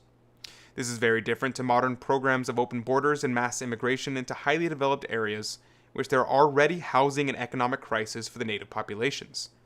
In such circumstances, it is clearly legitimate for nations to protect their borders and limit migration. Having examined Pius XII's treatment of the issue, let's consider these limiting factors in detail.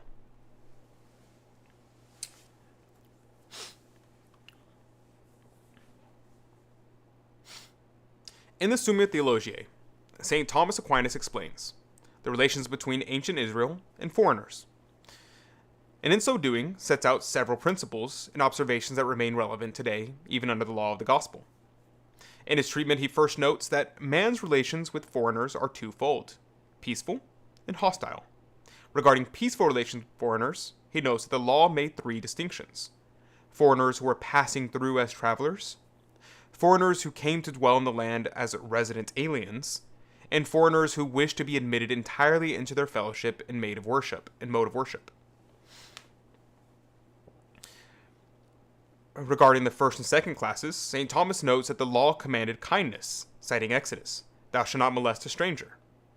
Thou shalt not molest a stranger. So you have two, ad vinum, newcomer, or peregrino, traveler. Now, what's important to note about this is that, yes, we are called to love our neighbor who are coming through our country. And if someone wants to pass through to travel, so be it. Though United States, it's not like Europe, where someone could pass through Spain to get to Portugal, right?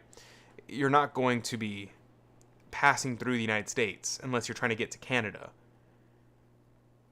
So that really doesn't really apply to the United States. And it's not talking about tourist, which, I mean, we should allow tourists too, but that's not what it's referring to there. And resident aliens. Yeah, you can have people, and I mentioned this earlier, people who become permanent citizens here, who live here, or not citizens, that become permanent residents here, but they are not citizens. That is a legitimate category. Regarding the first and second classes, St. Thomas notes that the law commanded kindness. However, regarding the third class,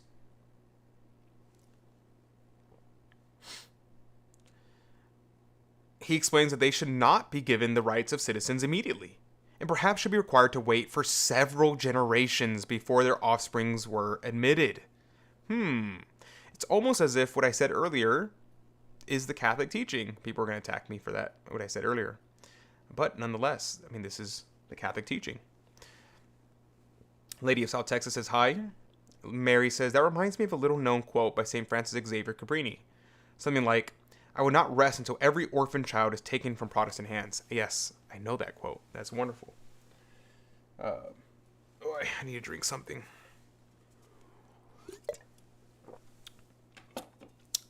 I need some water, but I forgot to bring some. My apologies. Lady of South Texas says hello on Twitter as well. Hello to you. All right, St. Thomas. With regard to a certain order, a certain order was observed. For they were not at once admitted to citizenship, just as it was law with some nations that no one was deemed a citizen except after 2 or 3 generations, as the philosopher says. Why was this? St. Thomas immediately explains that it was because the immediate admission of foreigners to citizenship could lead to many dangers. The reason for this was that if foreigners were allowed to meddle with the affairs of a nation as soon as they settled down in its midst, many dangers might occur, since the foreigners not yet having the common good firmly at heart might attempt something harmful to the people. Remember the analogies I was giving you at the beginning? It's all about people's interest. And St. Thomas is saying the same thing. Such harm could include anything from acting with in-group preferences to the determinate of the native population, to importing more of their own kinsfolk than the nation can sustain, to funding or entering wars abroad on behalf of their countries of origin. How often do we see that? People who are not loyal to our nation advocating that the United States get involved in wars that we have nothing to do with. St. Thomas also explains various other particulars in the law which have less relevance to us today, such as the respective positions of Edomites, Egyptians, Amalekites. Nevertheless, he clearly teaches the importance of the following points. Civil authority must protect the common good of the nation, in particular that of the people of the nation. A nation and the people have a legitimate right to exist as they are and to have this continuing existence protected. Civil authority can justly restrict certain civil rights of those who are not members of the civil society itself. This leaves aside the question of hostile relations between a nation and foreigners, as well as the question of whether a large-scale migration should be treated as giving rise to peaceful or hostile relations. Such immigration can be equivalent to an invasion or to a war, even if conducted without open hostilities or bloodshed at the beginning, if at all. In any event, the result of a large-scale migration were equivalent to war or invasion in the cases of the Sea People, who around 1200 were colonized parts of Egypt and the Near East through migratory waves.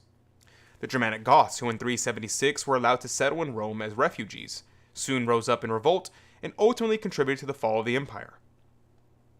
The Angles, Saxon, and Jutes, whose migrants to Britain resulted in the native British being pushed to Wales, Cornwall, and Brittany, and being replaced by what are now called the English.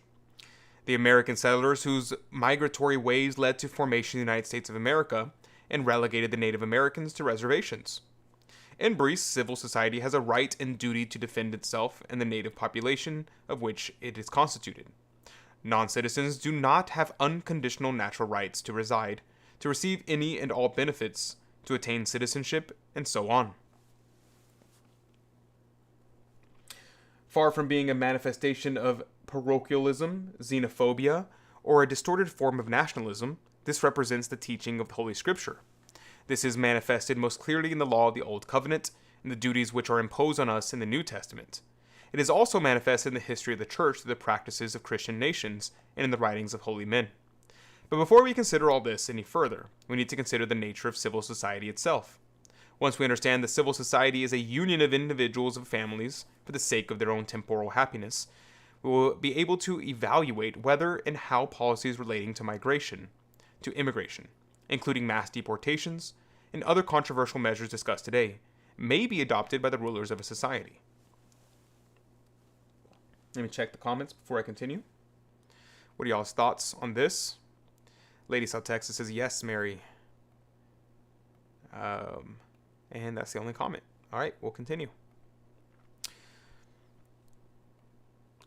What is civil society? This is a long article. I may cut it short and just link it and say, y'all need to go read this. Do y'all want me to keep reading? Let me know. Because it's a pretty long article, but it's very important. It's very important. It lays out many principles and has all the sources. If you go all the way down to the end, you can see all of the footnotes they keep here. I very much appreciate the fact that they put so many footnotes. Let's see.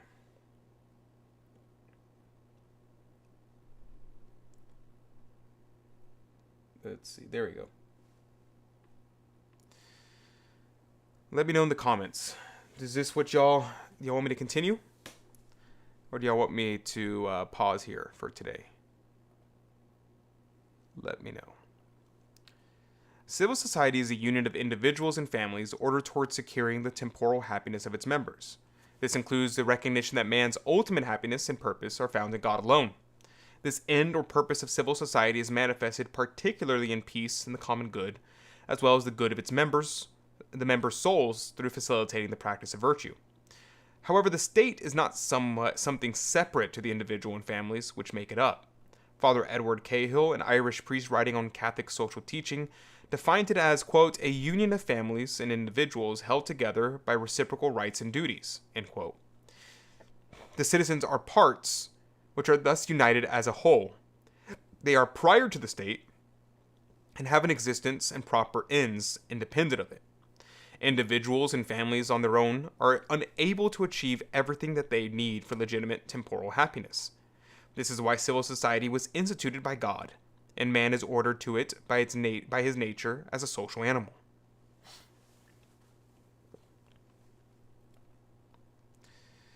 Linda says, continue. I'm processing strawberries anyway. All right. I'll be your background noise as you process strawberries. The nation as a union of common ancestry. The etymology of the word nation itself comes from the Latin words relating to birth, natia, natus, etc., and carries a sense of a kindred and shared ancestry. Cahill explains the true Catholic notion of how one's nation relates to another. Quote, in the Christian concept, the relation of one's country or nation to the other nation are akin to the mutual relations of different families, so that the nation's place in the universal society of mankind is somewhat like the position of the family within the nation itself. Just as one's family's affections do not exclude a due regard and real love for the members of other families and for the nation at large, so neither does Christian patriotism, even its most intense form, exclude love and due appreciation of other nations, or zeal for the good of the human race. In fact, these latter are the natural development of a true love for one's own country, just as the domestic virtues and affections are the natural foundation of patriotism itself. In these comments, Cahill provides a bridge between these social issues and the New Testament's testimony to society's duty towards migrants and non-citizens today. Now, what I want to note about this in particular is how interesting it is that he mentions the idea of families. The reason why it's interesting to me is because this is the problem with some of the people in the America First mentality who try to say that we need to become isolationist. But that's contrary to Christian charity. We shouldn't become isolationist. Now, I lean and agree with isolationist a lot of the time, but I'm not an isolationist theoretically.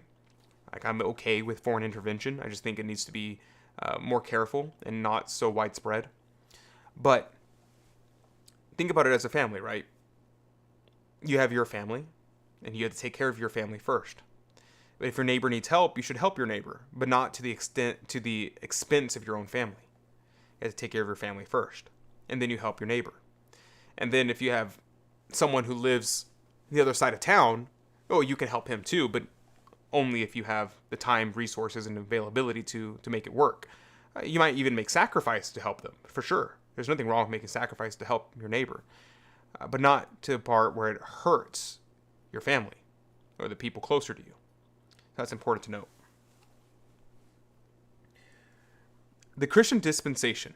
In 1 Timothy, St. Paul writes, but if any man have not care of his own, and especially those of his house, he hath denied the faith, and is worse than an infidel. The application is clear. If the nation is a union of individuals and families with a common ancestry, united for the pursuit of their temporal happiness, then a ruler who neglects his people in their distress and prefers to give succor to outsiders, hath denied the faith and is worse than an infidel. What would St. Paul say to a man who not only neglects his own, but in fact invites outsiders into the household and focuses on them, certainly to the detriment of his own, and even endangering them too? Those who are advocating for extravagant immigration policies, which entail granting residency, citizenship, and many other benefits to non-natives, with whom they will not personally have to deal, at the expense of their actual fellow countrymen, clearly come under St. Paul's condemnation as well. That reminds me of whenever they, all the people in Martha's Vineyard, were like, oh, we love immigration, we love them, we need to have sanctuary cities, and our town is a sanctuary city. And then they started sending, Ron DeSantis and Governor Abbott started sending migrants to their cities, and they're like, oh, no, not us, don't send them here, don't send them here. It's very convenient that certain people who will not personally have to deal with the situation are willing to do things at the expense of their actual countrymen. Very interesting. Let's see. St. Thomas comments on the passage from St. Paul, and as Augustine says, we can wish well to everyone, but those who are closer to us are regarded as our principals, and consequently, more worthy of love.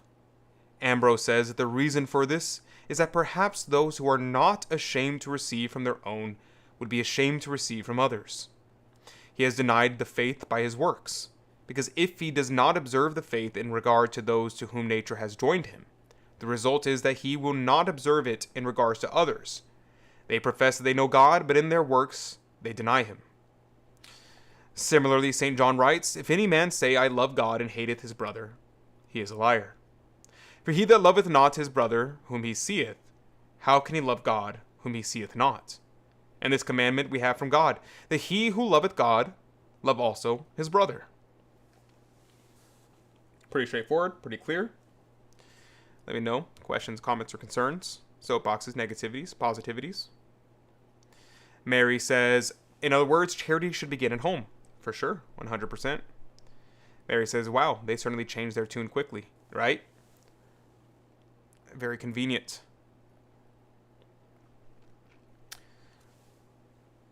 Abstract charity and our actual duties to our neighbors.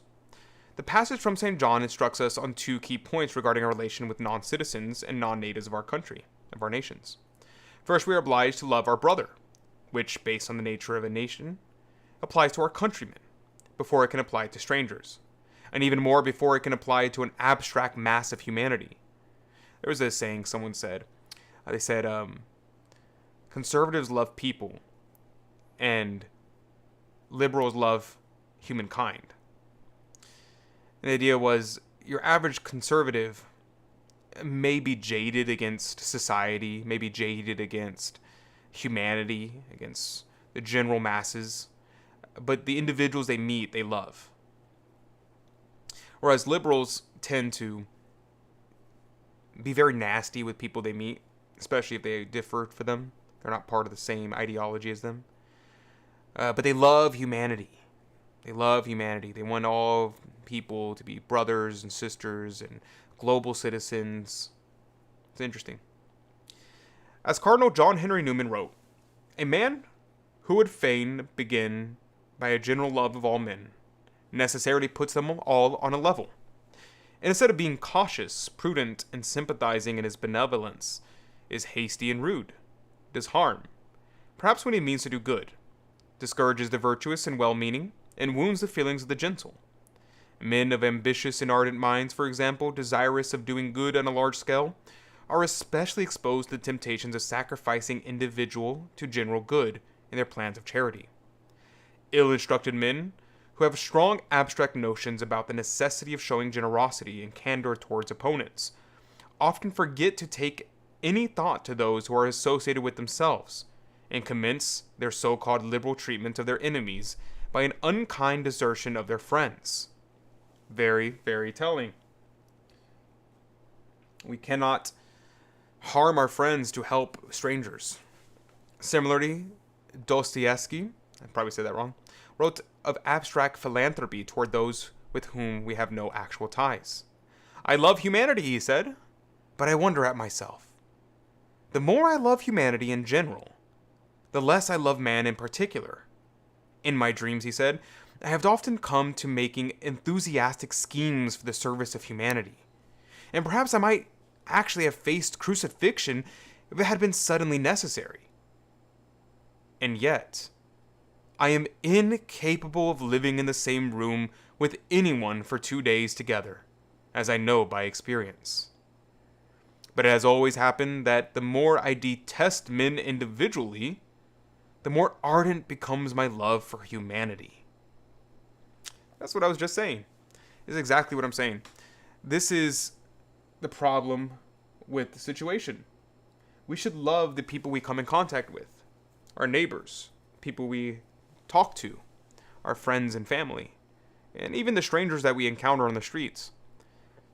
But the general masses of humanity, we should love them less.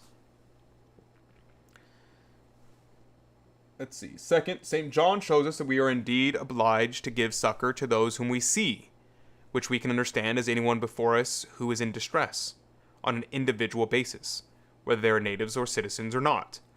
This is why, in reference to the Last Judgment, our Lord refers to himself as a stranger who was or was not taken in.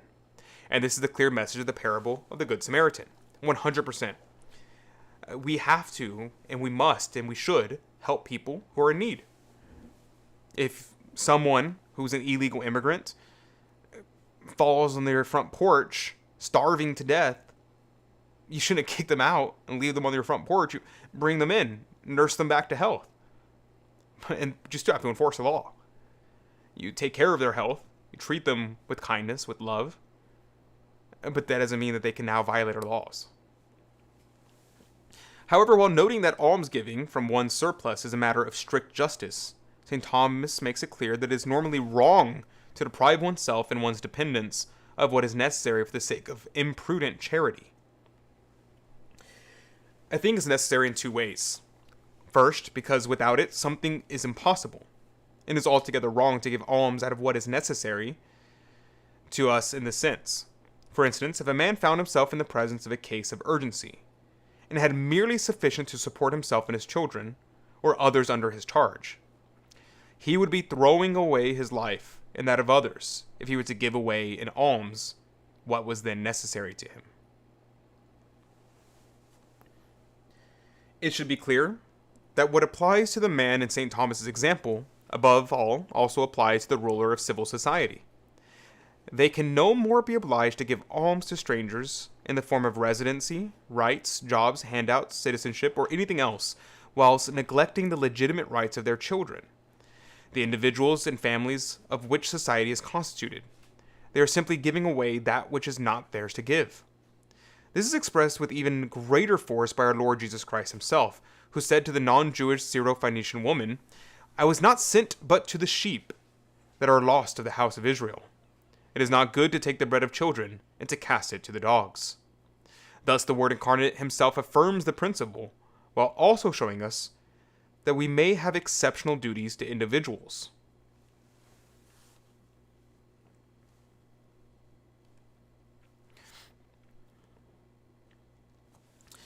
Let's see. Mary says, I wonder if he was married. I don't know. It's a good question. Dostoevsky, I figured that's what you meant. Lucy says, so is it official? We're sticking with Catholic conversation. Sorry, a little random. Yeah, actually, I was thinking about it, and I want to stick with it. However, I probably will change it to something else, because I just remembered, technically, according to state copyright or something like that, the USCCB owns the name Catholic, and so groups and organizations can't call themselves Catholic without approval from the bishops. So usually that's not enforced on small bases, usually only if like major organizations start doing that, but I would rather avoid any possible situation, so I may change my name for that reason. I didn't know that back when I was in college when I made this channel. All right. Whew. I'm getting cooked, guys. We're almost 2 hours in, and I haven't had a drink of water. Let's see. There's a lot to go. We got another probably 500 words, maybe 1,000 words. Let's see how far I can get before my voice gives out. Fundamental rights of man and society. While man may be a part of civil society exists for the sake of man, as Pius XI explains in his 1937 encyclical Divini Redemptoris. God has likewise destined man for civil society according to the dictates of his very nature. In the plan of the Creator, society is a natural means which man can and must use to reach his destined end. Society is for man, and not vice versa.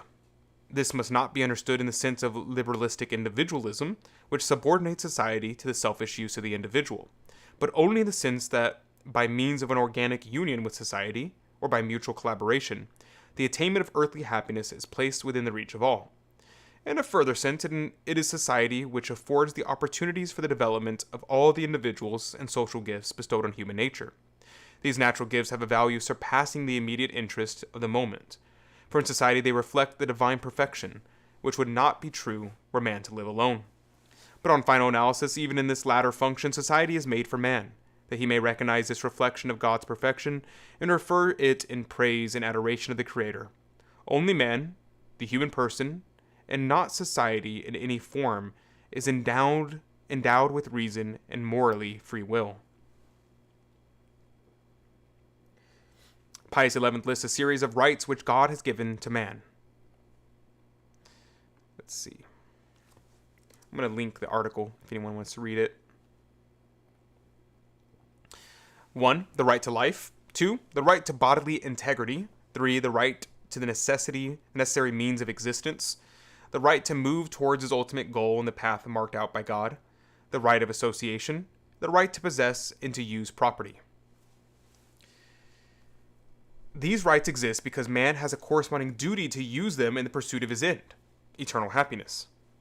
In debates over immigration, the right to the necessary means of existence, as well as the right to possess and use property, are of particular importance.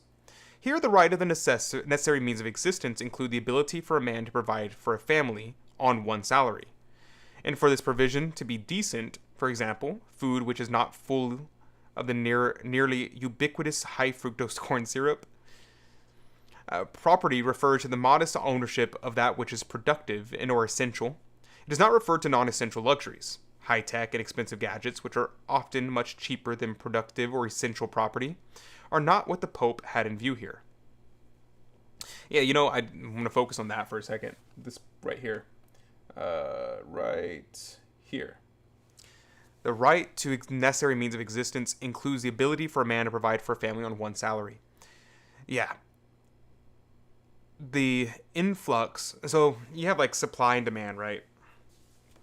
And so when the supply exceeds the demand, then companies are able to give less money for the same amount of work. And so if we have a huge influx of illegal immigrants working for cheap, it drives the cost of labor down. If you put women into the workforce, now you just double the workforce, and now you drive the wages down. But if there is a higher demand for workers, and not enough, now companies are competing with one another to keep workers. And that's how you had all these major companies offering these pensions that were very good, offering so many benefits because they wanted to encourage their employees to stay with their company and stay with them for life. So they would offer regular raises, offer great benefits, and all these different things that you hear about from your grandparents that don't exist today. I'll continue, because that's a whole topic in and of itself. Property refers to modest ownership. We talked about that. The ruler of civil society has a duty to safeguard these rights, to ensure conditions in which these goods can be attained, to prevent conditions arising which jeopardize them, and to remedy the situation the latter comes. Once again, the reason man has rights to these goods is to assist him in attaining the end for which he was created. These essential goods could be summarized under the heading of public prosperity, which Cahill defines as the sum of the helps and facilities, which are required in order to place private prosperity within the reach of all. He adds public prosperity is what the state has to provide for the citizens. This has great significance for matters such as immigration, as well as differing duties towards citizens and non-citizens.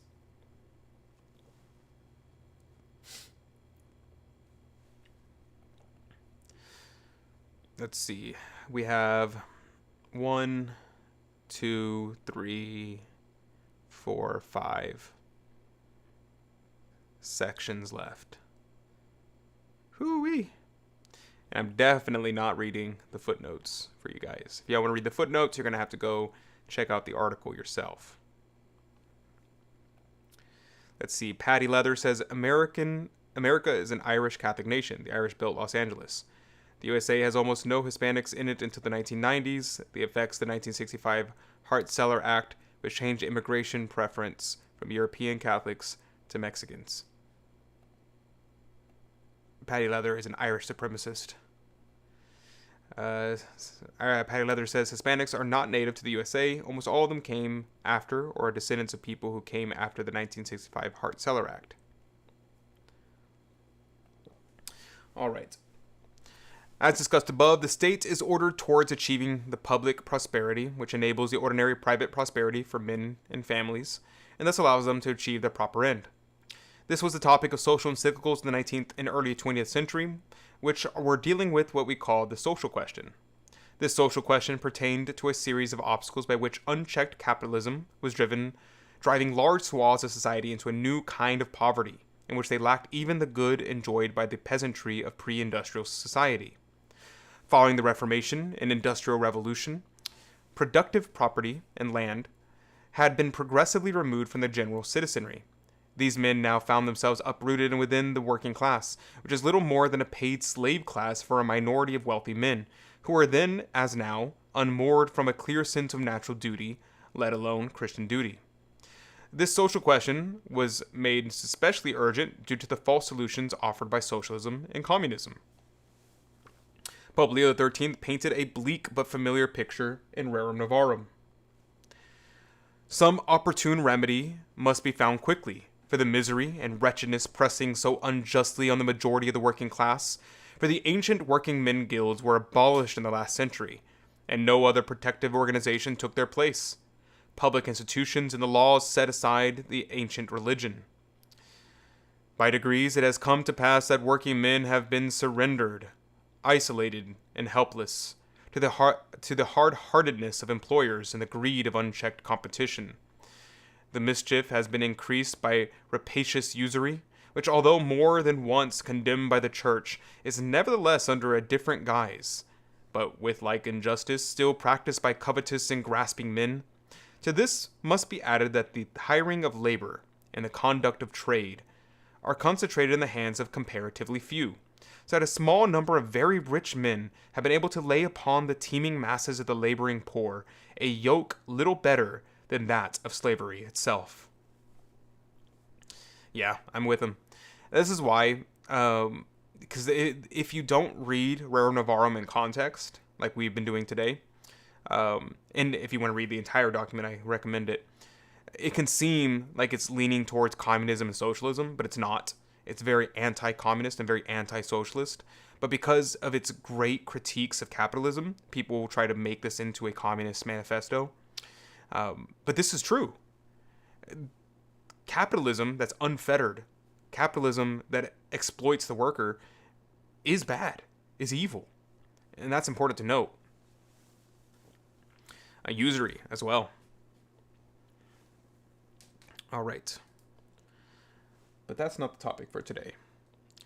The purpose of social encyclical was to call the leaders of civil society to act in such a way that defended the citizenry from the forces enriching themselves at the expense of the common good and the temporal happiness of society, the very aims for which civil society exists. The question that must be asked by civil rulers, and it should be the Catholic hierarchy that is asking them, is whether mass immigration to open borders furthers those aims or undermines them. What else is interesting, actually, is the guilds. The working men's guilds were very important for protecting the workers. We talked about the Knights of Columbus as well, was also something like that, somewhat like that. But it was kind of replaced by unions, and unions in some ways are helpful, in some ways are good, but as a whole end up destroying. It just creates a socialist system that speaks out for the workers, for their own purposes, for their own ends, that ends up not always being helpful, not always being good. It'd be better to bring back a guild system. Duties of the virtue of patriotism. As mentioned above, the civil society is not something separate to and above the individuals and families which make it up. It just is the union of these parts, ordered towards the temporal happiness of the community. Patriotism is normally distinguished by Catholic authors from nationalism, and is understood to be related to charity and to the virtue of piety. St. Thomas explains that piety refers primarily to God, our parents, and to our country, and clarifies the latter. The worship due to our parents includes the worship given to all our kindred, since our kinsfolk are those who descend from the same parents, according to the philosopher. The worship given to our country includes homage to all our fellow citizens, and to all the friends of our country. Notice here, as a side note, the use of the word worship. The word worship, like I've mentioned in the past, just means to give to someone what they are worth. Worthship. This modern Protestant notion that worship means the adoration given to God alone is absurd and is completely anachronistic. It's only been existent in this way very recently. That you could say you worship your parents and by obeying the fourth commandment. And that's not idolatry. Side note, though, that's not really anything to do with this. Let's see. The idea that civil society is primarily made up of kindred, that is, those who descend from the same parents, is foreign to many today. But the truth is that the rulers of civil society are just as bound by the same duties of piety, patriotism, and justice as are those whom they have been chosen to rule. This has significant implications for the duties of rulers, including in matters regarding immigration policy. Cahill points out that these duties so deeply affect the well-being of the citizens that they are especially grave obligations. Duties of rulers towards citizens.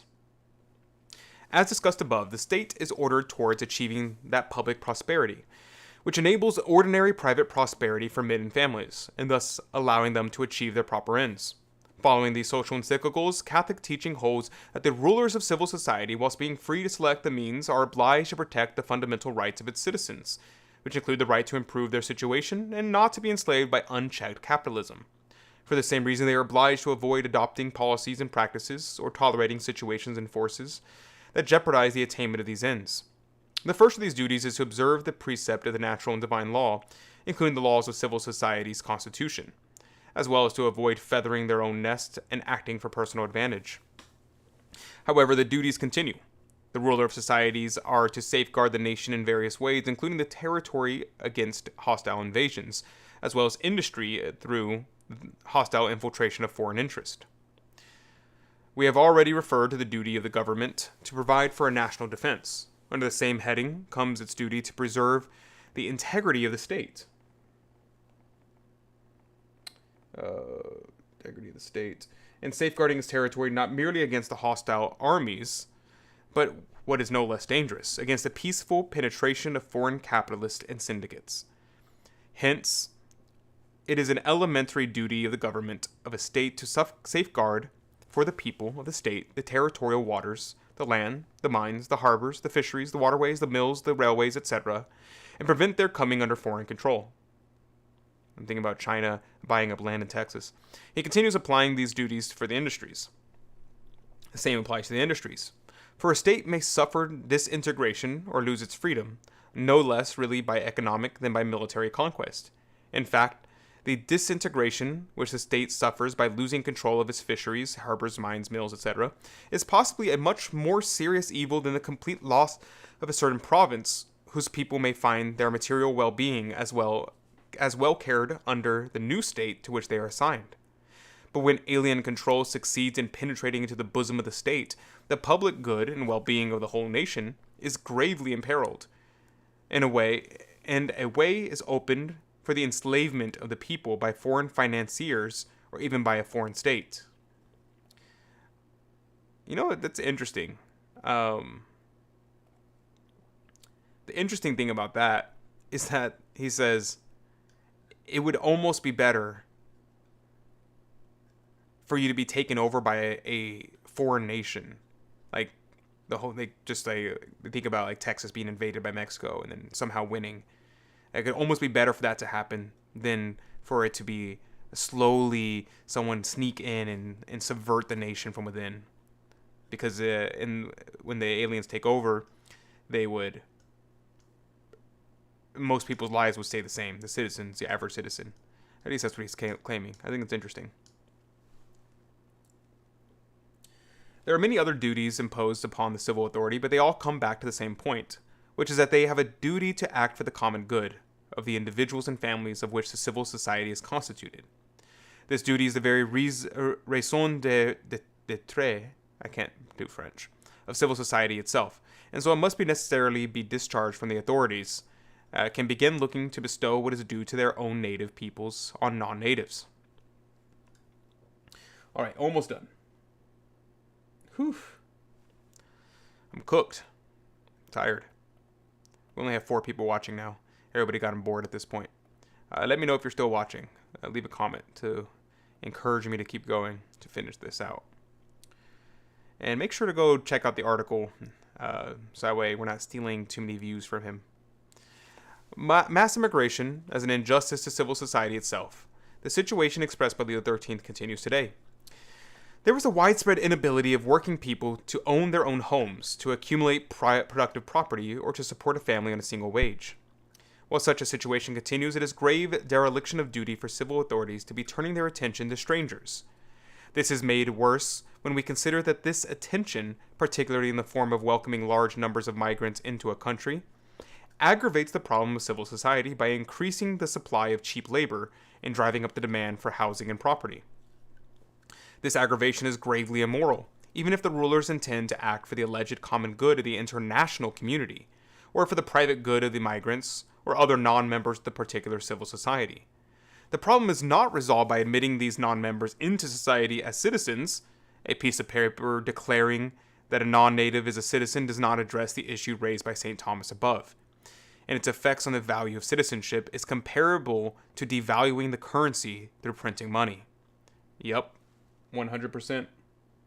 Agreed. We should conclude by noting that the same laxier immigration policies are not only crimes against civil society itself, which is nothing other than the union of citizens who are being wronged and neglected by the authorities responsible for their care. They are also manifestly part of an ideological agenda against the very existence and concept of civil society itself. The fact is clear from the arguments made in favor of such policies.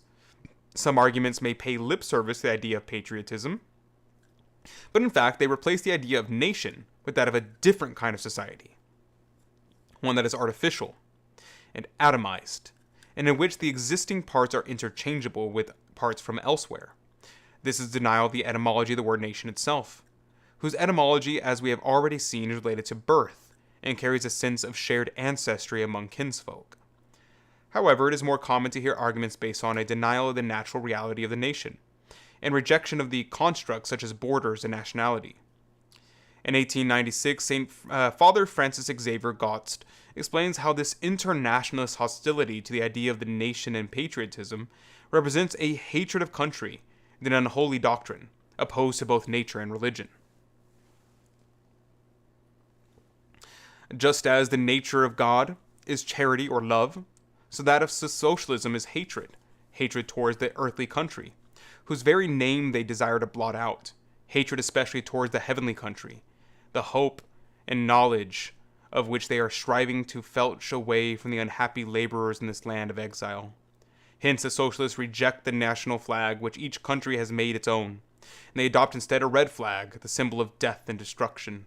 Hence, too, they take the name of internationalists, boasting that they have no country and no fellow countrymen. Sounds like global citizens to me. Their unholy doctrine is as much opposed to nature as it is to religion. Whilst also rejecting exaggerated notions of nationalism, the Thomistic philosopher Father Henri Grener wrote against the tendency of the unholy doctrine of internationalism, and explained the rights of citizens and nations to preserve their existence. Yeah, remember, nationalism can be bad, depending on how you're using the word, what we're talking about. Every nation, or every considerable part of a nation, has a right to self-preservation within the civil society of which it forms a part. The good of citizens, and especially a good which is anterior to the existence of civil society, has a right to self-preservation within civil society. But nationality is a good of citizens, which is anterior to the existence of civil society. Therefore, major premise, it is the duty of civil society to protect and foster, not to abolish, whatever appertains to the good of its citizens. Minor, experience and the very notion of the nation, which is unity and certain qualities, have shown that nationality is a good of citizens. Moreover, it is evident that nationality is a good which is anterior to the existence of civil society. It has as its origin in common stock, and hence properly belongs to men before they become members of civil society. All this points to the inexorable conclusion. Instead of virtual signaling and repeating trendy left-wing talking points, which are intended to destroy civil society and to atomize the homogenize humanity, ironically to the benefit of a globalist capitalist minority, the hierarchy of the conciliar synodal church would be better served reading the social encyclicals and finding ways to help our civil rulers fight the social evils of our day. Let these supposed shepherds advocate for an economic climate in which a working man of their own native population may earn a wage sufficient to support him and his family without his wife working, a wage which Pope Pius XI said was due in strict justice to all working men. Let them help to minimize the obstacles impeding the native population from owning their own homes, accessing decent standards of food, and accruing property in a modest way. If there are resources to be bestowed, they should be bestowed on rectifying these social inequalities suffered by the native citizenry. These are the duties imposed by Catholic social teaching, necessary for the restoration of a societal environment in which man can pursue the ultimate and eternal end for which he was created. The fact that this supposed hierarchy does not do this, and instead cites Pius XII without regard for common sense or the limiting factors he acknowledges, tells us everything we need to know about them. Whew! Thus ends the article. Now again, I don't necessarily agree with every point he makes here, but I definitely agree with most everything he says here. Just for clarity's sake. All right. Let's see. Mary says, still here. This is all very enlightening. Praise be to God. Mary says, stay hydrated. I will, as soon as this is over, we'll pray in a second and say goodbye, and then I will go have some water. Linda says, still processing strawberries. Praise be to God. Mary says, and just for saying that, YouTube sends me 2 ads. Well, thank you for the 10 cents. I didn't get demonetized this video, apparently. These videos gave me like 10 cents a view, or 10 cents not per view. If it was 10 cents a view, that'd be pretty good, actually. Like 10 cents for total viewership. It'd be nice if YouTube gave more. Though, I don't know. I guess it doesn't matter. The good news about not getting a lot of money from these things is that when I get demonetized, I don't really care that much. And if and I never did this for the money anyway. So it's nice that people support me and donate. But I don't do it for the money. I do it just because I feel like there's a need for these kind of content and doesn't really exist. And so I do what we can, right? If I had more time and resources, I would do more, but I do what I can. Jeff says, good evening, Adrian. God bless you always. God bless you, Jeff. How's your family doing? I'll be praying for you and your children. I'd like to see them again soon. It's been a while. It's been too long. Last I saw, was it the March for Life in San Antonio? No, in Austin. I think that's what it was. All right, let me check Rumble and Twitter, and then we'll say goodbye. I think it's over in Twitter. I think it just ends after the 2 hours. It won't let me go any further. Yeah, so we're gone on Twitter. So bye, Twitter. All right, let's close out in a prayer. If you have any prayer intentions, you can leave them in the comments. Mary says, if you get demonetized, it means you're doing something right. Yeah, I know, right? We'll do our best not to. It's best to not make YouTube mad at you. So that's why people use euphemisms and use all those language like Anthony Stein does. It makes sense. I get it. I don't like it, but I get it. In the name of the Father, and the Son, and the Holy Ghost. Amen. We offer up this prayer for the salvation of souls, for the liberty and exaltation of Holy Mother Church, for our friends, family, and benefactors, and all those that we promise to pray for. We pray especially for the triumph of the Immaculate Heart of Mary, for an end to immoral actions by our government and by peoples in our country, and for the triumph of the Immaculate Heart in our own hearts as well.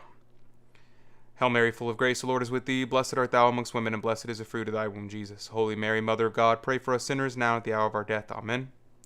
Our Lady of Fatima, pray for us. St. Thomas Aquinas, pray for us. St. Aloysius Gonzaga, pray for us. In the name of the Father, and the Son, and the Holy Ghost. Amen. Thank you very much, everybody, for joining.